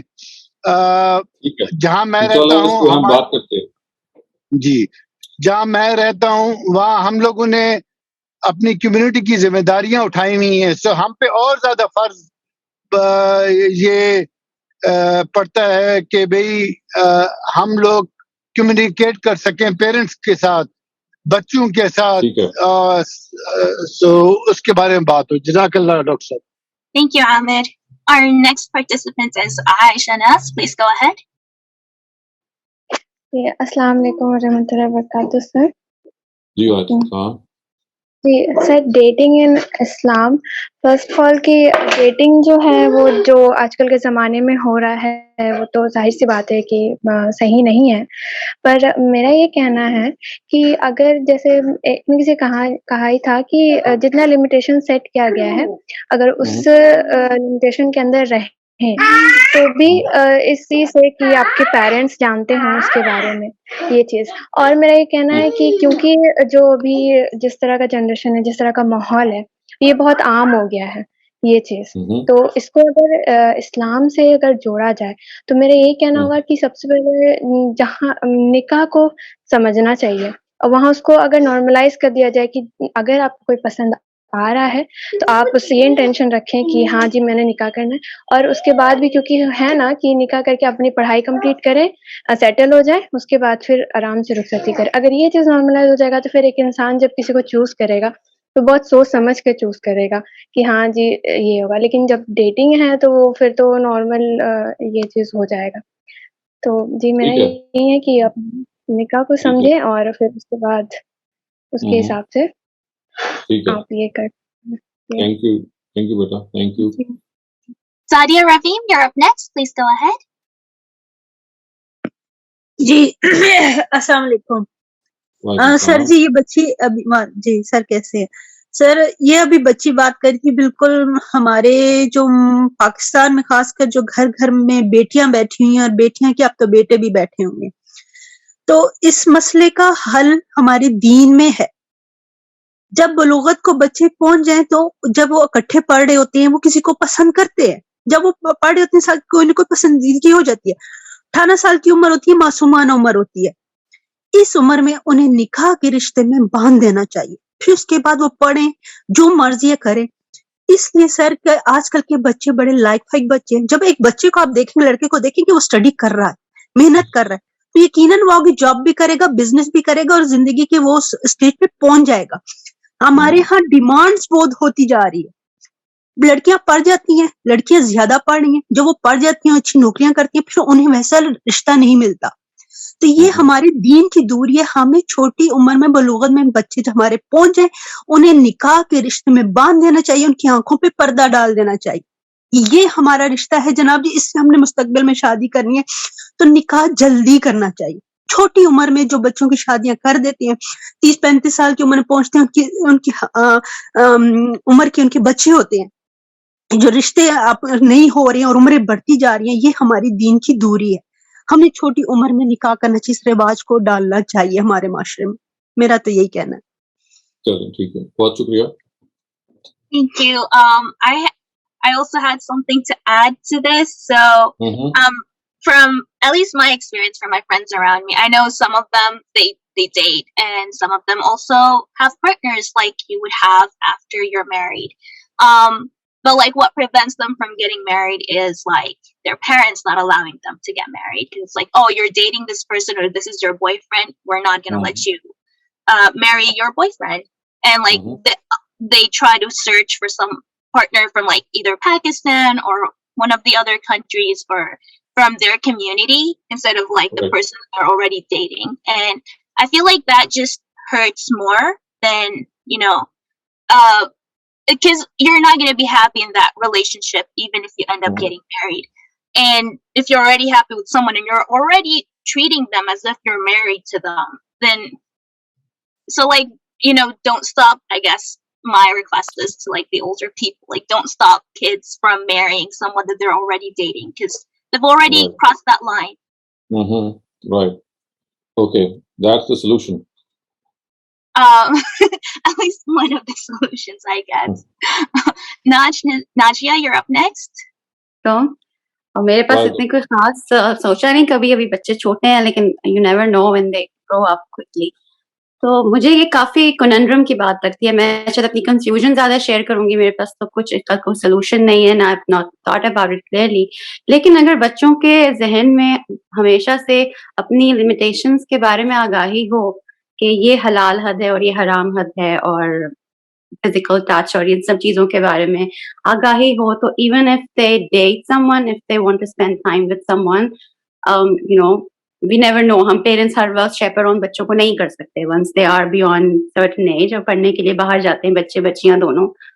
पेरेंट्स की हद तक तो मुझे अपना इख्तियार बहुत ही लिमिटेड महसूस होता है। सिर्फ गाइडेंस की हद तक अल्लाह अपनी तौफीक दे कि हम उन्हें गाइड कर सकें कि these are the right means of accessing people. मैं कुछ जगहों पे शायद इख्तिलाफ करना चाहूँ कि जल्दी शादी कर दी जाए। मेरा ख्याल है दोनों बच्चा बच्ची दोनों का हक है कि वो अपने आप को डिस्कवर कर सकें, अपने टैलेंट्स को पहचान सकें, फाइनेंशियली इंडिपेंडेंट हो सकें, बच्चा बच्ची दोनों। And then if they want to you know bring a partner in their life for marriage, तो उस वक्त फिर वो जो भी उनके खानदान के तरीके हों उसके ऊपर चलें, पेरेंट्स को आगाह करें, जो भी उनको करना है करें। लेकिन यहाँ पे मुझे लगता है कि अगर हम इस्लाम और डेटिंग की बात करते हैं, people want to come together, अगर they want to spend time together, उनके अंदर पेरेंट्स की तरफ से ये वैल्यूज इंस्टिल्ड होनी चाहिए कि ये हमारी हलाल हुदूद हैं और ये हमारी हराम हुदूद हैं। इससे बियॉन्ड हम नहीं जा सकते हैं, even if we are having lunch और डिनर टुगेदर। तो ये वाली चीजें मुझे लगता है कि यही समझाने की जरूरत है, बाकी आपकी रहनुमाई चाहिए होगी। Thank you. Thank you. Shabana Ansari, you're up next. अस्सलाम वालेकुम। जी वालेकुम। मेरे ख्याल में हम लोगों को जैसे अपने ओपिनियंस हम चेंज करते हैं, हमें अपनी राय में फ्लेक्सिबिलिटी रखनी चाहिए। तो इस बारे में भी मेरा ख्याल ये है कि जरूरी नहीं कि वो पूरी मगरिबी डेटिंग हो, उसको आप मशरकी भी कर सकते हैं। वो इस तरह के आप जैसे रिश्ता तय करने से पहले ये होता है कि मिलते जुलते हैं तो आप लड़का लड़की जो है वो आपस में सबके सामने जैसे मिलते हैं तो बातचीत भी करें। क्योंकि हमारे यहाँ जैसे पहले ऐसा होता था कि लड़की जब तक के रुखसती नहीं होगी वो ना आमने सामने आएंगे, ना कभी देखेंगे, ना बातचीत करेंगे। लेकिन अब आजकल के माहौल के हिसाब से मैं चाहती हूँ कि उसको चेंज होना चाहिए कि इससे पहले कि हम एंगेजमेंट बच्चों की तय करें या हम उनका निकाह तय करें, 1 हफ्ते 2 हफ्ते उनको आपस में मतलब वो फोन पे बातचीत करें या टेक्स्ट पे बातचीत करें या सामने लोगों के सामने मिलें जुलें, तो उनसे कम से कम उनको एटलीस्ट वो एक दूसरे के मिजाज को जान सकते हैं। आजकल जो हालात हैं कि जिसको देखो नाक पे गुस्सा लिए फिरता है, तो कम से कम मिजाज पता चल जाए तो बच्चे और बच्चियां दोनों सफर ना करें। तो ये एक अच्छा तरीका है कि इस तरह कम से कम रिश्ता तय करने से पहले, एंगेज करने से या निकाह करने से पहले हम उनको बातचीत कराते हैं। बच्चे बहुत समझदार हैं आजकल माशाल्लाह, उनको फौरन पता चल जाता है मिजाज ना दूसरे का। तो वो मेरा ख्याल है कि हमें बजाय इसकी कि अपनी राय मुसल्लत करें, इस तरह से वो आजादी से उनको भी हम ये देंगे कि वो चूज कर सकें अपने लिए लाइफ पार्टनर। तो उसमें थोड़ी सी फ्लेक्सिबिलिटी हमें लानी चाहिए। ठीक है, बिल्कुल ठीक है, हुदूद के अंदर रहते हुए। So, Azil, you're up next. Thank you. Assalamu alaikum. Dr. Shahzad, बहुत ही important topic है and I do think about it off and on. कुछ मसाइल हैं जो सब हमें दरपेश हैं। एक बात तो ये कि चाहते ना चाहते एक जनरेशन गैप आ चुका है। आपने कहा कि ये चीजें जो है वो वेस्ट में प्रिवेलेंट थी और ईस्टर्न सोसाइटी भी अब इसका शिकार है। तो मैं समझती हूँ let's face it, I mean issue है तो हमें ये जानना है, समझना है कि अब जनरेशन फर्क है। पहले शादी करते वक्त माँ बाप कंपैटिबिलिटी या सेम इंटरेस्ट नहीं देखा करते थे, बट अब मुमकिन नहीं है कि कोई भी लड़का या लड़की बगैर कंपैटिबिलिटी जाने या एक दूसरे में सिमिलर इंटरेस्ट जब तक ना हो, they will not get married. आप वेस्ट में देख सकते हैं कि अब सेम कजन मैरिज मुमकिन नहीं है, they don't want to marry there cousin, arrange marriage का सवाल पैदा नहीं होता। तो डेटिंग तो अभी अगर हम इसको बाद में देखें तो इससे बड़ा इशू तो जो सोसाइटी फेस कर रही है वो शायद ये कि लोग शादी या बच्चे शादी करना नहीं चाहते because they are not finding the compatibility. और उसके बाद फिर हमारी सोसाइटी और अगर हमारा माइंडसेट बहुत क्लोज हो तो फिर हम इस तरह की भी लिमिटेशंस अप्लाई कर देते हैं कि they can't date, they can't meet and they can not know the other person. सो ये तो इनएविटेबल है, ये तो अब होगा. But how we should go about it, मुझे ये लगता है कि एज नाजिया सेड कि हमें वैल्यूज पे ज्यादा जो है वो एम्फसाइज करना है, और हम बच्चों को अब कंट्रोल घरों में बंद करके नहीं रख सकते. The time has change, they are becoming doctors, they are becoming engineers, they are doing all other things in life. और शायद हमारी सोसाइटी एक क्लोज माइंडसेट रखती है और शायद इसी को चेंज करना है. सो इसको चाहे आप डेटिंग का नाम दे लें या हम शायद कोई और नाम भी इस्तेमाल कर सकते हैं, बट मैं ये जानती हूँ कि इस्लाम अलाउ करता है. If you want to marry someone, आपको पूरा हक है कि आप उसके बारे में जानें. यस, आपकी नीयत और आपकी इंटेंशन जरूर प्योर होनी चाहिए. We need to work on our children कि जब वो किसी से मिले तो उनकी इंटेंशन ये है कि वो उसको अपना जिंदगी का हमसफर बनाना चाहते हैं. ये मजाक नहीं है, ये खेल नहीं है. So training should be on that part कि आप अगर लड़का लड़की मिल रहे हैं तो आप एक दूसरे की रिस्पेक्ट करते हैं, और आप कि अगर म्यूचुअल इंटरेस्ट है तो वेरी गुड, और अगर नहीं है तो आप उसको, जैसे कभी दो लोग मिलते हैं और आप दोस्त नहीं बन पाते तो यू मूव ऑन. इसी तरह आप एक दूसरे की रिस्पेक्ट करते हुए you move on. And if you meet some other person at another time, do not make it a game कि आप मिल रहे हैं और आप 4 दिन बात करेंगे और उसके बाद आपको बात समझ में नहीं आई तो you look for another person. सो यहाँ पर आई थिंक जो चीज इनकलकेट करनी है हमें बच्चों में वो ये कि हमारी वैल्यूज क्या है, what are the dos and don'ts, और हम सीरियसनेस कितनी रखते हैं. एंड शादी is such a beautiful relationship. हमें उनको इस चीज की अहमियत सिखानी है कि ये कितना खूबसूरत ताल्लुक है और इससे आप कैसे मुआशरे को बहुत खूबसूरत बनाते हैं. सो मैं तो ये कहूँगी कि इसको आप चाहे डेटिंग का नाम दें या इसका कुछ हम नाम फर्क कर सकते हैं, but yes, I am all for it. But yet we need to find out और pave a path and find out कि इसके अंदर हम असूल और ज़वाबित क्या कायम करें और बच्चों की तरबियत कैसे करें. शुक्रिया. ठीक है, थैंक यू वेरी मच. बड़ी आपने अहम बातें बताई हमें. Thank you, Dr. Salim. That was it for all of the. Oh, Adila, did you want to add? Adila, please go ahead. Yes, thank you. Assalamualaikum, sir. That's a very interesting topic. लेकिन I don't know कि Islamic dating कोई चीज हो सकती है कि नहीं. I don't know if it's possible. Islamic dating क्या चीज होती है, हम उसको कैसे डिफाइन करेंगे. बस यही, जैसे इन लोगों ने भी कहा, नाजिया ने भी कहा कि हम वैल्यूज बताएं अपने बच्चों को, और बस ये इतना ही कर सकते हैं. लेकिन हम कैसे इस्लाम में डेटिंग को डिफाइन करेंगे, I don't know. It's hard. हाँ, वो आपकी बात से मुझे एक चीज इंटरेस्टिंग चीज मुझे याद आई कि एक जगह मैंने बैनर देखा था न्यू जर्सी में एक दफा, उसमें लिखा हुआ था हलाल पोर्क. तो जब मैं कहता हूँ इस्लामिक डेटिंग तो मुझे बिल्कुल ऐसे लगता है जैसे मैं कह रहा हूँ हलाल पोर्क. तो in just on a lighter note, लेकिन ये है वाकई एक ऐसा पूरा का पूरा टॉपिक कि जो जिसमें जैसे अभी गजल ने भी कहा, हम लोग we are all in some form और the other involve in it, because हमारी जो यंगर जनरेशन है वो इससे रुक तो सकती नहीं है. इसलिए कि आप देखिए कि इब्तदा से एजुकेशन ही अब बहुत सारी यूनिवर्सिटीज के अंदर और स्कूल लेवल पे को एजुकेशन के तौर पे हो रही है, और इवन फॉर दैट मैटर आप अपने कजन्स के साथ आपका एक्सपोजर हो रहा होता है, both genders they are sitting together going out. तो वो फैमिली लेवल पे भी और एजुकेशन के जो इंस्टीट्यूशन है वहाँ वो खाही न खाही इंटरेक्शन तो शुरू ही हो जाती है, जो कि जाहिर है कि एक ऐसा स्टेप है which ultimately can lead to dating. लेकिन हैविंग सेड दैट, मैं इससे पहले के कोशिश करूं कि जो मैंने समझा है मजहब से किस रूह से आपके सामने खिदमत अर्ज करूं. 2 चीजें तो हैं जो बड़ी इंपॉर्टेंट हैं सिलसिले में, जो पहले मैं चाहता हूँ आपके सामने रखूं. पहली बात ये देखिए कि मैरिज इज अ गैम्बल. शादी जो है उसके बारे में जितने भी तज्जिए हुए हैं उसमें आप देखेंगे कि अगर शादी के लिए खास तौर से अगर स्पाउसेस पहले से किसी को जाने तो इसकी कोई गारंटी नहीं है. ये नहीं कि ये हम इस पर कदगन लगा रहे हैं, पहले ये जान लें कि इसकी कोई गारंटी नहीं है कि अगर आपके मिजाज शुरू में मिल जाएं शादी से पहले तो बाद में भी आप बिल्कुल समझेंगे कि भाई आप हम आहंग हैं. इसलिए कि शादी के बाद जो शख्सियत नमूदार होती है एक मर्द की और औरत की, लड़के और लड़के की, उससे यकसर फर्क है कि जो प्री मैरिज एक्सपोजर में होती है. यानी پری میرٹل ایکسپوجر جو ہے اس کو لمیٹڈ ہوتا ہے. You are putting your best show up, the other person is also behaving the best, پھر آپ یو ناٹ کمپلیٹلی دوسرے پہ آپ واضح نہیں ہے. شادی کے بعد تو آپ کی ہیبٹس ہیں جو دوسرے پہ واضح ہونی شروع ہو جاتی ہیں, اور وہ ہیبٹس ہیں جو پھر کھچاؤ کا باعث بھی بنتی ہیں. تو اس وجہ سے یہ ایک گیمبل ہے. تو شادی کے لیے چاہے ارینج میرجز ہوں چاہے آپ کا پری ایکسپوجر ہو, یہ دونوں ہی یعنی قطعی ذریعہ نہیں ہے. مطلب یہ نہیں کہ ہم ان پہ کوئی پابندی لگا رہے ہیں, یہ کہہ رہے ہیں غلط ہے. یعنی جو بات سمجھنے کی ہے وہ یہ ہے کہ اس کے نتیجے میں کوئی گارنٹی نہیں ہو جاتی.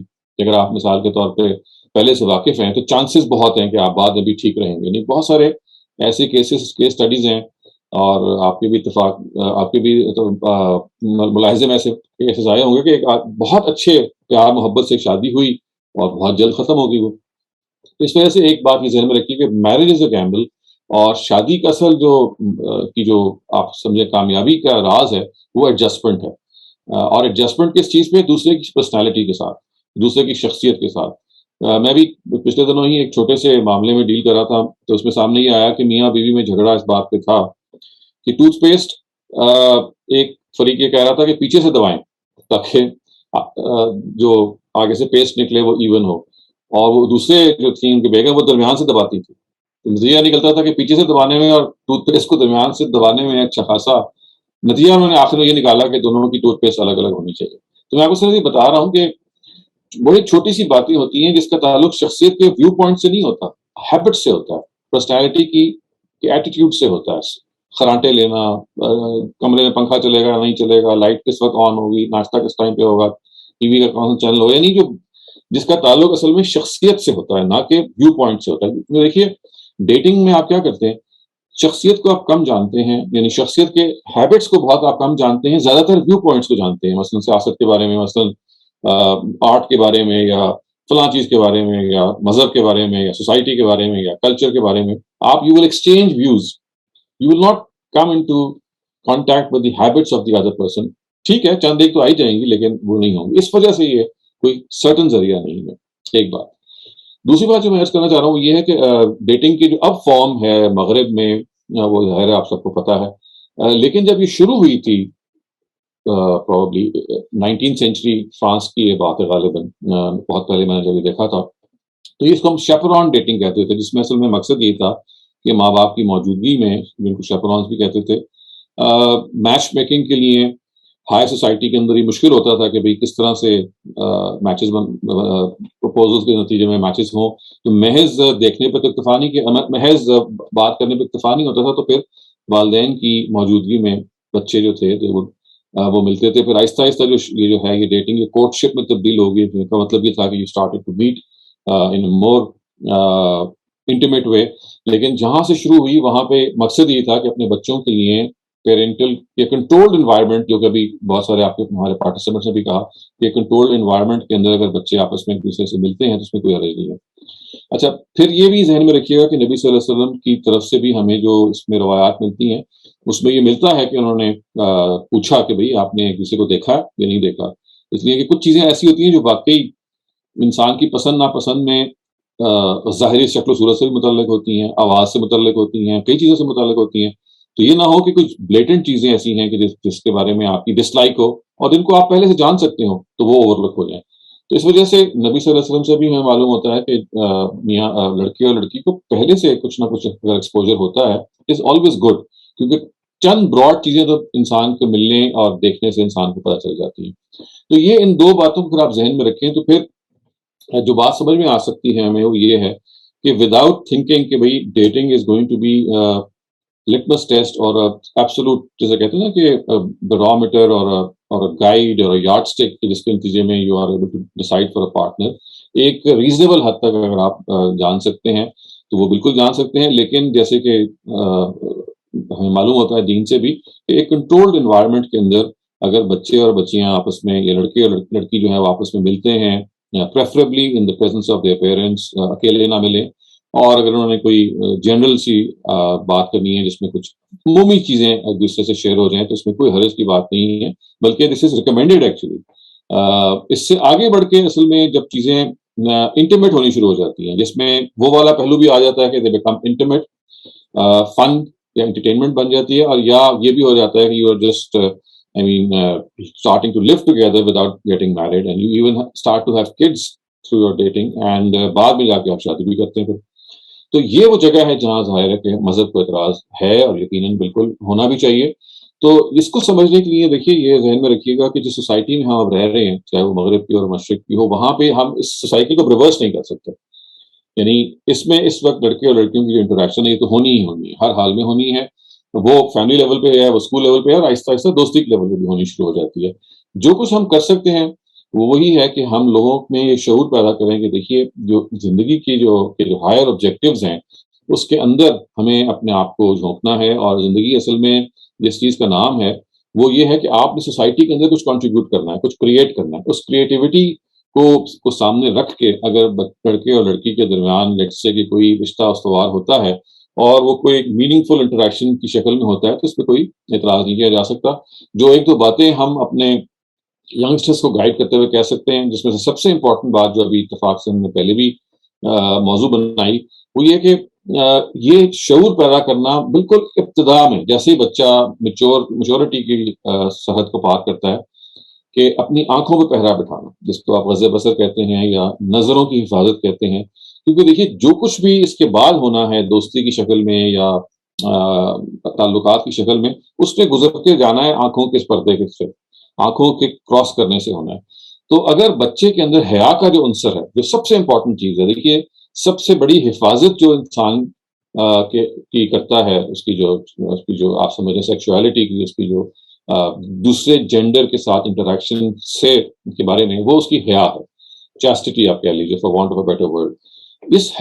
یہ حیا انہیرنٹلی انسانوں میں موجود ہوتی ہے, یعنی لڑکوں میں موجود ہوتی ہے, لڑکیوں میں موجود ہوتی ہے. صرف سوسائٹی نے اس کی جو انہیبیشن ہوتی ہے, روک پیدا کرتی ہے. سوسائٹی صرف یہ کرتی ہے اس حیا کو تھوڑا سا ڈورمنٹ کر دیتی ہے, سلا دیتی ہے, یا اس پہ پردے ڈال دیتی ہے. تو all that we need to do is کہ وہ جو فطرت کے اندر جو حیا پائی جاتی ہے اس کو ہمیشہ اجاگر کر کے رکھیں, اور یہ بتائیں کہ دیکھیے یہ حیا جو ہے وہ اس کی کیا حیثیت ہے, اور کس طرح سے ہماری نظروں کی جو حفاظت ہے وہ ضروری ہے.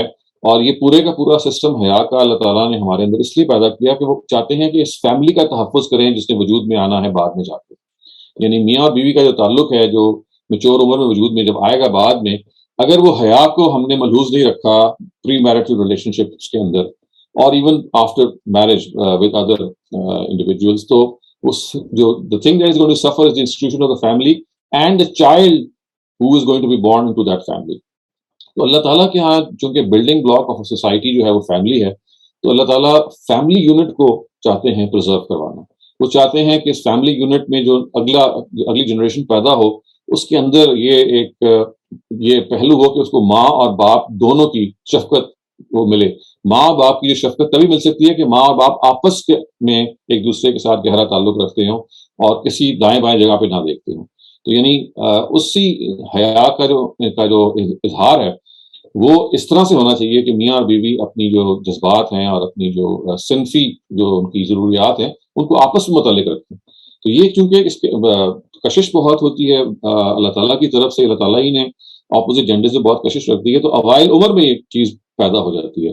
تو اگر آپ وہ حیا کو ان سے سامنے رکھیں, لوگوں کے اندر ایک آبجیکٹو آف لائف کی ایک سوچ پیدا کریں کہ دیکھو زندگی کا ایک مقصد بناؤ, کیونکہ اگر آپ کی زندگی کا مقصد نہیں ہوگا تو اس طرح کی جو خواہشات ہیں جو اڈولسنس میں یا پیوبرٹی میں بہت زیادہ موج کرتی ہیں یا انگیخت ہوتی ہیں, تو وہ آپ کے کنٹرول میں نہیں رہیں گی. تو sense of creativity is one of the huge alternatives آپ کہہ لیجیے, یا ایٹ لیسٹ another attraction کہ اگر آپ اپنے بچے کے اندر وہ ٹیلنٹ اور کریٹیوٹی کو پیدا کرتے ہیں اور وہ اس سے جڑنا شروع ہوتا ہے, تو پھر یہ جو انٹر جینڈر انٹریکشن ہوتی ہے یہ پھر بھی رہے گی, لیکن اگر آپ اس کو حیا اور نظروں کی حفاظت کے ہتھیار سے, میں اس کو ویپن بھی کہتا ہوں, سے لیس کر دیں گے, تو پھر ان کے لیے زندگی کی جو ناہموار سطحیں ہیں ان کو ٹریورس کرنا کچھ نہ کچھ آسان ہو جائے گا. پھر یہ بھی ذہن میں رکھیے کہ اس سلسلے میں ایک حد تک ہی سختی کرنا موضوع ہے, کیونکہ سوسائٹی کے اندر جو چال چلن اور جو طور طریقے پیدا ہو چکے ہوئے ہیں اس میں اگر آپ کے بچے اس کام میں انوالو ہو گئے ہیں تو پھر بچوں کے ساتھ یا ایڈلٹس, میں بچوں کی بات جب کرتا ہوں تو مراد ظاہر ہے وہی ایڈلٹس ہیں, ینگ ایڈلٹس ہیں, تو ان کے ساتھ معاملہ کیسے کرنا ہے, ان کے اندر حیا کا جو اسی چیز کو بیدار کیسے کرنا, اور کس طرح سے ان کے ہاں جو اگر ایک خاص غلطی نمودار ہوگی تو اس کو منیمائز کیسے کرنا. تو ان کے ساتھ غصہ کرنا, ان کو فورسیک کرنا, ان کو تھریٹن کرنا, ان کو برا بھلا کہنا, دس is not the right way. یعنی وقت وہ تھا کہ جب وہ بڑے ہو رہے تھے تو آپ نے اس وقت اپنا کردار کم ادا کیا, اور حیا کی فیکلٹی, کریٹیوٹی کی فیکلٹی, اور جو زندگی کے آبجیکٹیوز کے ساتھ اس کو لنک کرنے کا جو ایک مسئلہ تھا, اگر آپ نے وہ نہیں کیا تو اب ایک خاص ایج میں آ کے وہ اب آپ کے قابو میں نہیں ہے. اب آپ کو ان کے ساتھ ڈیل کرنا ہے, ان کو سمجھانا ہے جتنا آپ سمجھا سکتے ہیں, اور کمپرومائز کرنا, because this is what you can only do. لیکن اس کے ساتھ ساتھ اگر آپ ان کو یہ سمجھانا چاہیں یا اس پہ نظری گفتگو کرنا چاہیں کہ مذہب کیا کہتا ہے, تو آپ ان کو بتا سکتے ہیں کہ بھائی premarital contact is something which is always allowed. حتیٰ کہ اگر آپ کسی کے ساتھ آپ کا دل دے بیٹھے ہیں, آپ کو کسی کے ساتھ you fall in love with someone, تو یہ بھی کوئی غلط بات نہیں ہے. یعنی دل کا جو معاملہ ہوتا ہے اس پہ کوئی قدغن نہیں لگائی ہے اللہ تعالیٰ نے بھی اور اللہ تعالیٰ کے پیغمبر نے بھی. صرف یہ ہے کہ اس کے پھر وہی والی بات ہے, کچھ نارمز ہیں, کچھ طریقے ہیں جس میں آپ بعض پیرنٹس کو انوالو کر لیتے ہیں, اور پھر ایک خاص جو حدود ہیں ان کے اندر رہتے ہوئے معاملہ کرتے ہیں.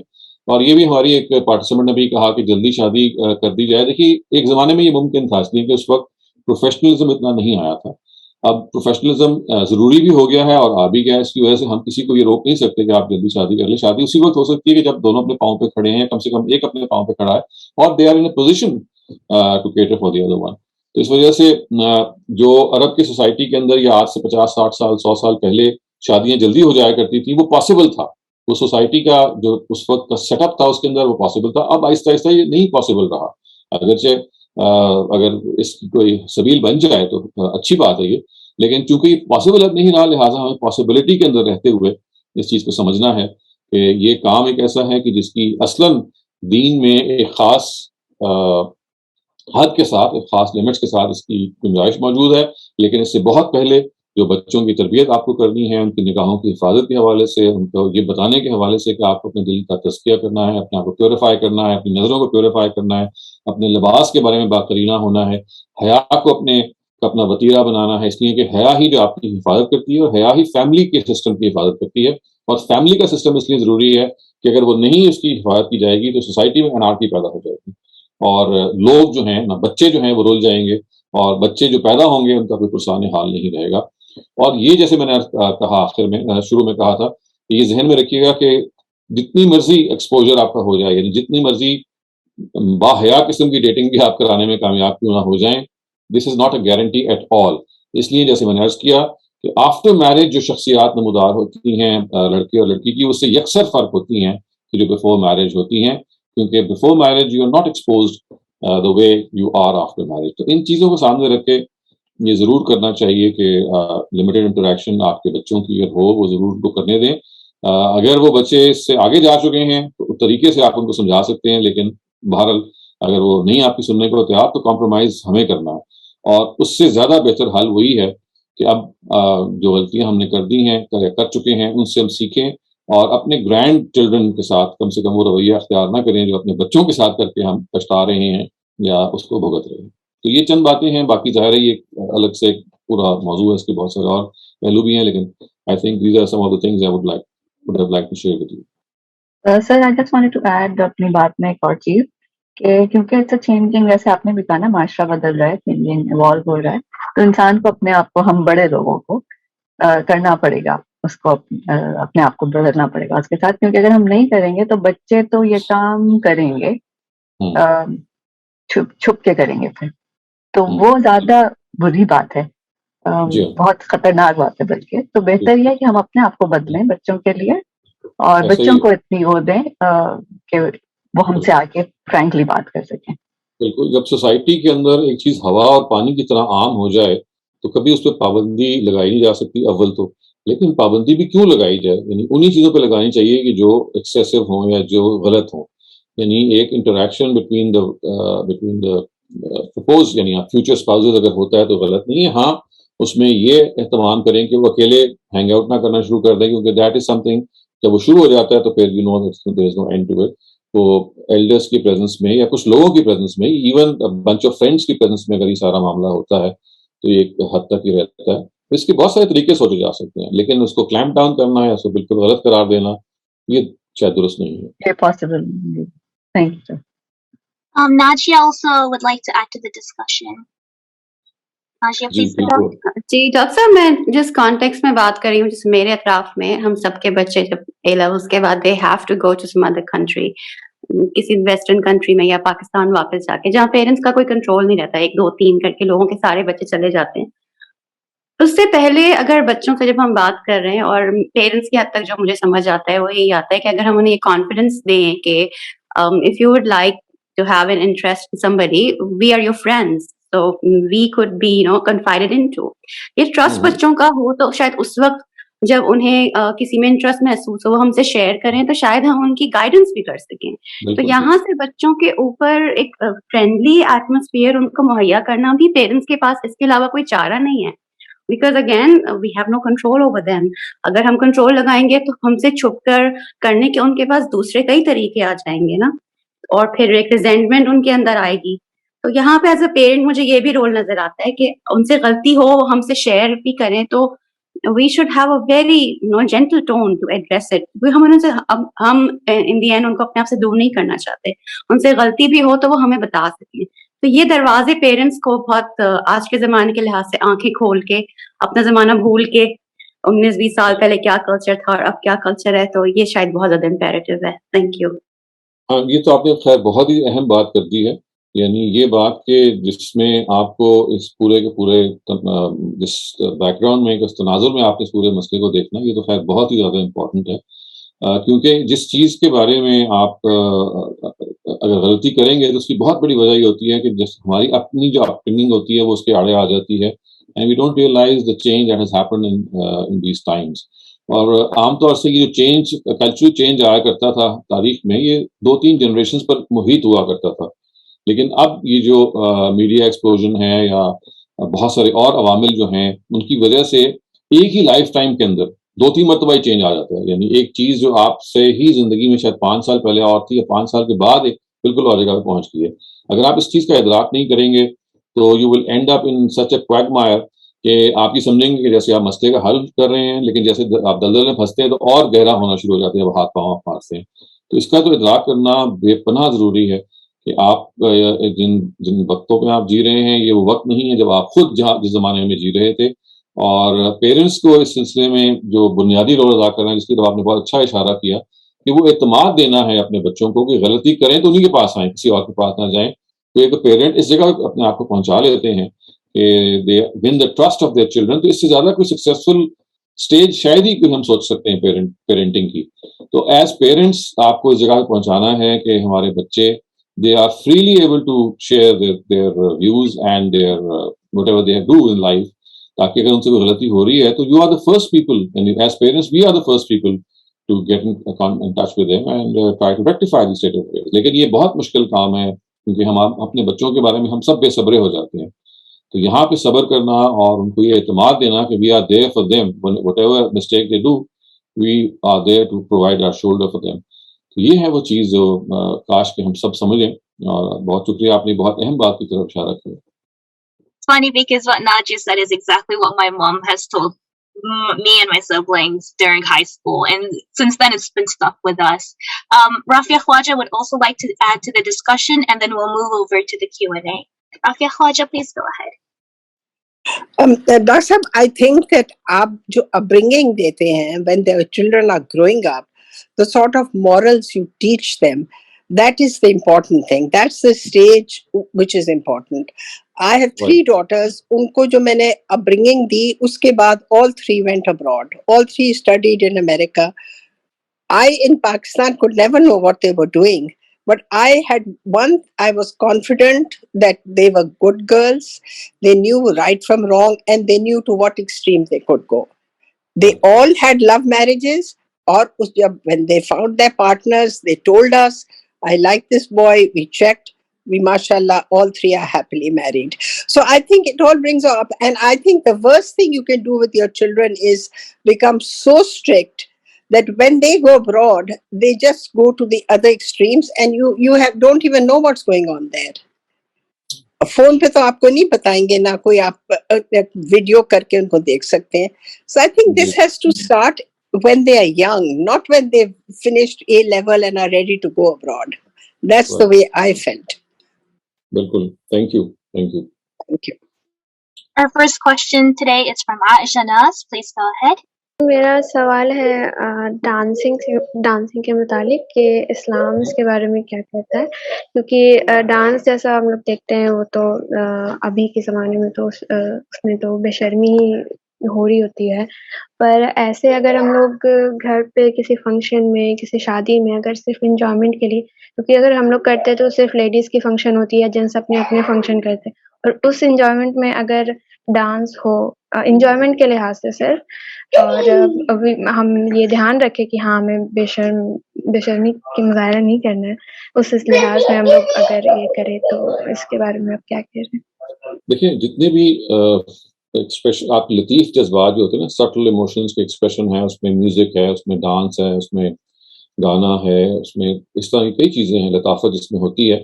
اصلاً اس کو ذہن میں رکھیے گا کہ اسلام نے ان کو ممنوع نہیں کیا، کسی بھی مذہب نے ممنوع نہیں کیا. اس کے اندر جو ولگیرٹی یا امورالٹی کا کہیں پیدا ہو جاتی ہے وہاں ہی اس کو منع کیا ہے.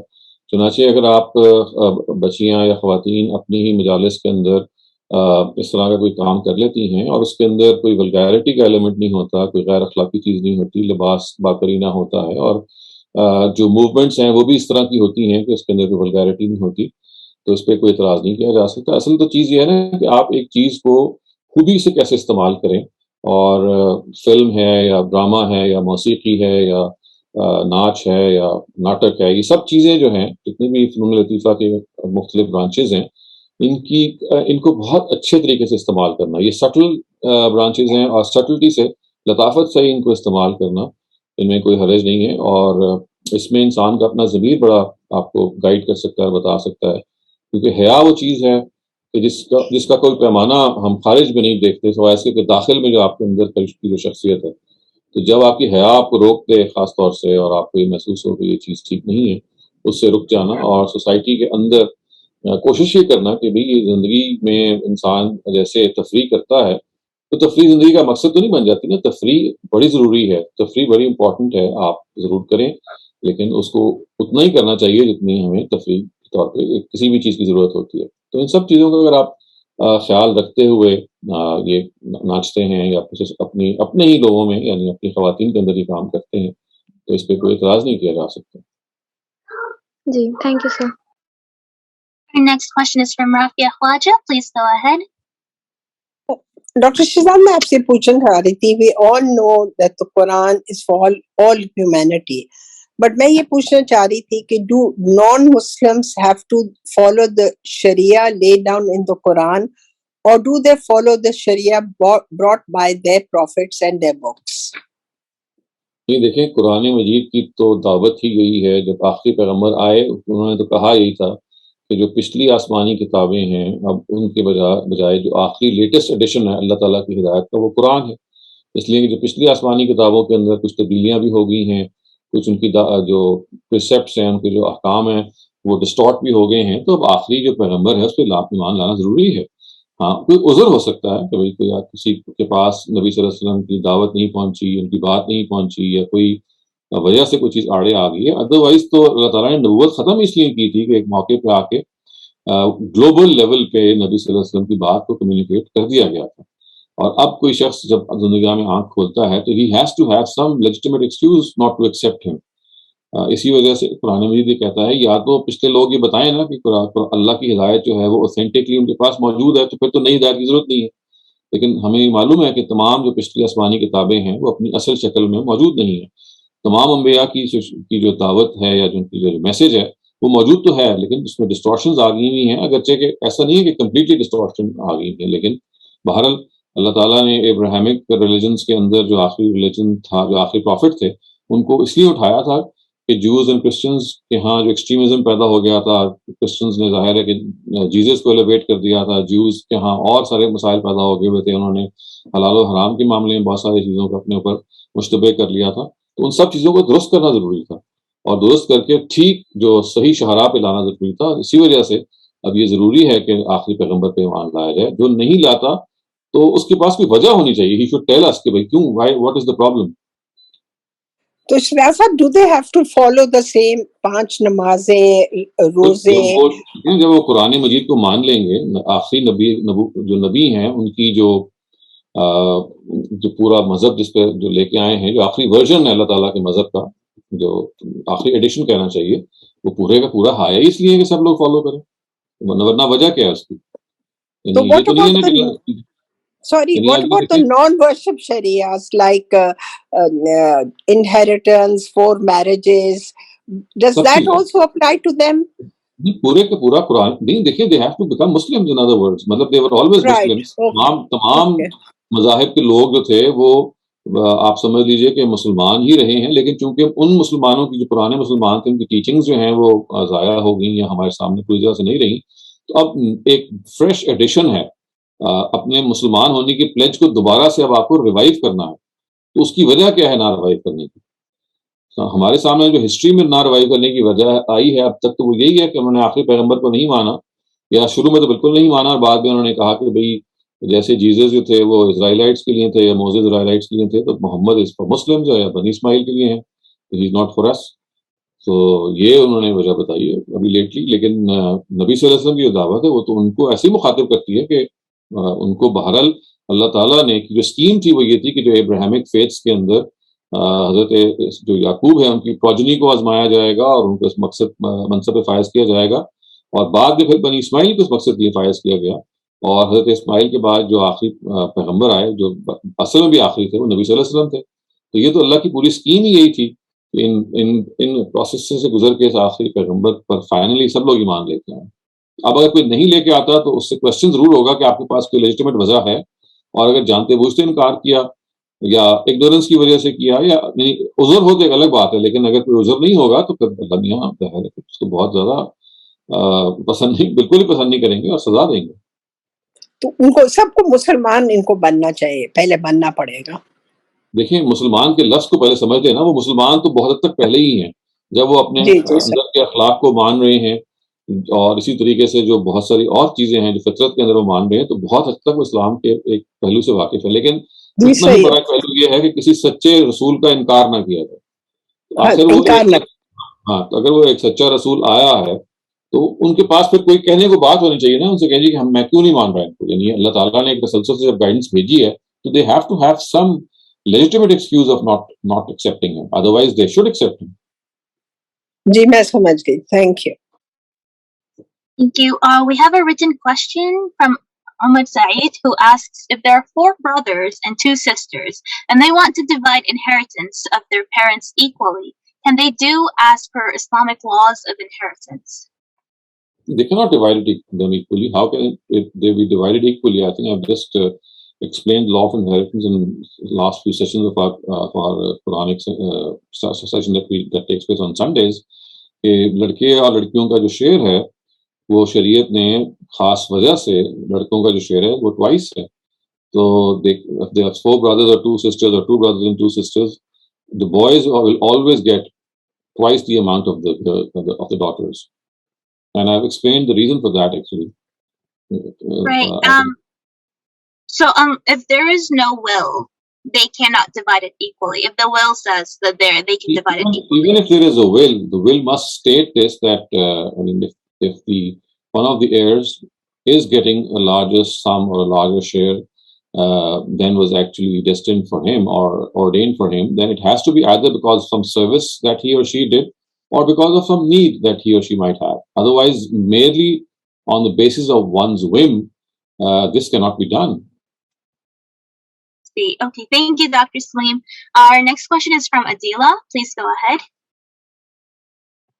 Again, سر آپ نے ابھی ہیوملٹی پہ بات کری تھی اور آپ نے کہا تھا کہ ہم ایسا لباس نہ پہنیں جو اسٹیٹس سمبل ہو, تو میں وہ پوچھنا چاہ رہی تھی کہ اس سے کیا مراد ہے؟ مطلب یہ کہ قیمتی چیزیں نہ پہنی جائیں یا پھر یہ کہ دکھاوا نہ کیا جائے؟ آپ قیمتی چیزیں پہنیں لیکن دکھاوا نہ کریں اس چیز کا. دیکھیں دونوں چیزیں ہیں, کچھ چیزیں تو ہوتی ہیں سوسائٹی کے اندر اسٹیٹس سمبل بن ہی جاتی ہیں. اس کا مطلب یہ ہوتا ہے کہ ریگارڈلیس کہ آپ کی انٹینشن ٹھیک ہو یا نہ ہو, اگر آپ وہ پہنیں گے تو you will be given I mean, you will be looked upon as a certain person, کہ بھئی جو آپ ایک high elite or high class یا you want to pose yourself as a certain person. وہ اسٹیٹس سمبلز ہو سکتے ہیں کسی بھی سوسائٹی کے اندر جو چینج بھی ہوتے رہتے ہیں. لیکن ادر دین دیٹ اگر کوئی چیز اسٹیٹس سمبل نہیں ہے تو اگر آپ کوئی اچھے برانڈ کی چیز دے رہے ہیں, کوئی برانڈیڈ چیز آپ لے رہے ہیں اور اس میں آپ کی انٹینشن صرف یہ ہے کہ آپ اچھی کوالٹی کی چیز دینا چاہتے ہیں جو لانگ لاسٹنگ ہے اور آپ اس کو افورڈ بھی کر سکتے ہیں اور اس کو آپ دکھاوے کا ذریعہ بھی نہیں بنا رہے, تو اس میں تو کوئی حرج نہیں ہے. وہ حرج وہاں ہوتا ہے کہ جہاں پہ آپ کی نیت کا بھی مسئلہ ہو کہ آپ شو بازی کرنا چاہیں, اور دوسری جگہ وہاں ہوتا ہے کہ جہاں پہ کوئی سوسائٹی میں کوئی بینچ مارک بن جاتا ہے کہ بھئی یہ چیز ہے جو آدمی کو کوئی وہ پہننے کی چیز ہو سکتی ہے, وہ کسی ہوٹل کوئی ایسا ہو سکتا ہے جہاں آپ جاتے ہیں اور وہ اسٹیٹس سمبل بن جاتا ہے, یا کوئی مطلب وہ آپ کو پتہ چل جائے گا, وہ اتنا بلیٹنٹ ہوتا ہے کہ اس میں کوئی دو رائے نہیں ہوتی, وہ سوچ کوئی نہیں سوچ سکتا. مطلب سر جیسے یہ ہے کہ پاکستان میں میں اتنی بات آپ کی بات سمجھنے کی کوشش کر رہی ہوں کہ پاکستان میں جیسے بن جاتا ہے کہ شادیوں کے جوڑے فلانے ڈیزائنر کے ہوں تو it's like a status symbol, آپ اس کی بات کریں اس طرح کی کوئی چیز. اور دیکھیں اس میں کچھ نہ کچھ سبجیکٹیوٹی بھی ہوتی ہے, بعض دفعہ انسان ہی کہتا ہے کہ بھئی ہم just doing this for the sake of quality, لیکن کوالٹی کے ساتھ ساتھ دیکھیے اس میں اف یو آر اسپینڈنگ آپ 20 لاکھ 50 لاکھ کا جوڑا اگر بنا رہے ہیں تو اس میں پھر دوسرا ایلیمنٹ بھی آ جاتا ہے جس کو ہم اسراف کہتے ہیں, اس کا مطلب اوور اسپینڈنگ. تو وہاں وہ خود ایک ایسی چیز ہے کہ جو ہیوملٹی کے خلاف ہوتی ہے. when you are indulging in life in such a way کہ آپ برائڈل ڈریس آپ کا جو ہے وہ 1 کروڑ کا 50 لاکھ کا بن رہا ہے, تو اس میں تو ظاہر ہے پھر یہ ایلیمنٹ ہے نا کہ بھائی is this money meant for this throwing away like this. تو یہ تو ایک الگ سے چیز ہے, لیکن میں جو بات کر رہا ہوں یہ کہ سمبل بن جاتا ہے, یعنی کوئی ایک چیز اس برانڈ کو ایک چیز سمبل بن جاتی ہے. میرے ذہن میں اس وقت کوئی مثال تو نہیں آ رہی, لیکن میں یہ کہہ سکتا ہوں کہ جیسے یہی ہے کہ جیسے سمبل اس طرح سے بن جاتی ہیں. میں نے تو یہ دیکھا ہے نا کہ ایک ڈیزائنر فیمس ہو جاتا ہے پر شادی کے کپڑے اور لوگ بس اسی کو کہتے ہیں کہ بس یہ آپ کہہ سکتے ہیں کہ ایسا ڈیزائنر ہے, اور وہ بتاتے بھی ہیں کہ ہم نے تو اس سے بنوائے تھے کپڑے. جی جی جی بالکل, تو اس کو اس سے پرہیز کرنا چاہیے بالکل. اور سر ابھی جیسے کسی نے یہ ابھی اس پہ بات کی وراثت پہ, تو جس طرح سے میں سمجھی اگر یہ لوگ خود ڈیسائیڈ کریں بہن بھائی آپس میں کہ ہم ایکولی کریں گے, اگر وہ اپنی مرضی سے سب ڈیسائیڈ کریں تب تو وہ کر سکتے ہیں. ہاں تب تو یہ ہوگا کہ بھائی اپنا حصہ فورگو کر رہے ہیں, وہ کہہ رہے ہیں اپنے بہنوں کو کہہ رہے ہیں جی کہ ہم اپنا حصہ کسی وجہ سے آپ کو دینا چاہ رہے ہیں, تو وہ فورگو کرنے میں تو کوئی نہیں ہے. فورگو تو سارا بھی کر سکتے ہیں, اپنا آدھا بھی کر سکتے ہیں, 1/3 بھی کر سکتے ہیں. فورگو کرنے کا تو ایشو ہی نہیں ہے, anyone can forgo once share. لیکن یہ کہنا کہ بھئی اس کو ڈیسٹن کر دیا جائے آؤٹ آف دا فیکٹ کہ پیرنٹ کی طرف سے ایسا ہو, تو یہ نہیں پاسبل. آپ پیرنٹ سے تو آپ جو آپ کا حصہ آپ لیں گے یا جو بھی ہے اس کے بعد آپ یا پہلے بھی کہہ سکتے ہیں, آپ یہ کہہ سکتے ہیں جی کہ میں نے اپنا حصہ اپنی بہن کو دے دیا ہے یا میں اس کو زیادہ دینا چاہتا ہوں, تو وہ آپ کا حصہ جو آپ سرینڈر کر رہے ہیں. Aisha Naz, you're up next. Please go ahead. جی سر میرا ایک اور سوال تھا بقرعید کو لے کر کہ جو بقرعید ہم لوگ قربانی کرتے ہیں گھر پہ, وہ کہا جاتا ہے کہ سنت ابراہیم ہے. تو کیا ابراہیم علیہ السلام ہر بقرعید میں قربانی کرتے تھے؟ اور اس میں ایک اور ایڈ کرنا چاہوں گی کہ اگر یہ قربانی ہم ان کی سنت کو یاد کرنے کے لیے کرتے ہیں تو اللہ تعالیٰ کے ہماری طرف سے کیا یہ ہوگا؟ نہیں, جو سنت ابراہیمی ہے وہ تو اصل میں صرف اور صرف جو عید کی قربانی ہے اس کے بارے میں کہا گیا. ہر قربانی تو نہیں ہم کرتے اس لیے, یعنی حضرت ابراہیم کی قربانی. جی بقرعید کی قربانی کے بارے میں پوچھا کہ جو بقرعید, ہاں جو بقرعید میں آپ جو قربانی کرتے ہیں جو عید الاضحیٰ ہے اس میں جو آپ کرتے ہیں وہ حضرت اسماعیل کو جو حضرت ابراہیم نے قربان کرنے کا سوچا تھا, اس کے عوض میں اللہ تعالیٰ نے پھر ان سے کہا کہ اس کو ہمیں اتنا بڑا آپ نے کام کیا اور اس آزمائش میں پورے اترے ہیں, تو ہم اس کو ایک پرماننٹ اس قربانی کو کمیموریٹ کرنے کے لیے ایک پرماننٹ فیچر بنا دیتے ہیں.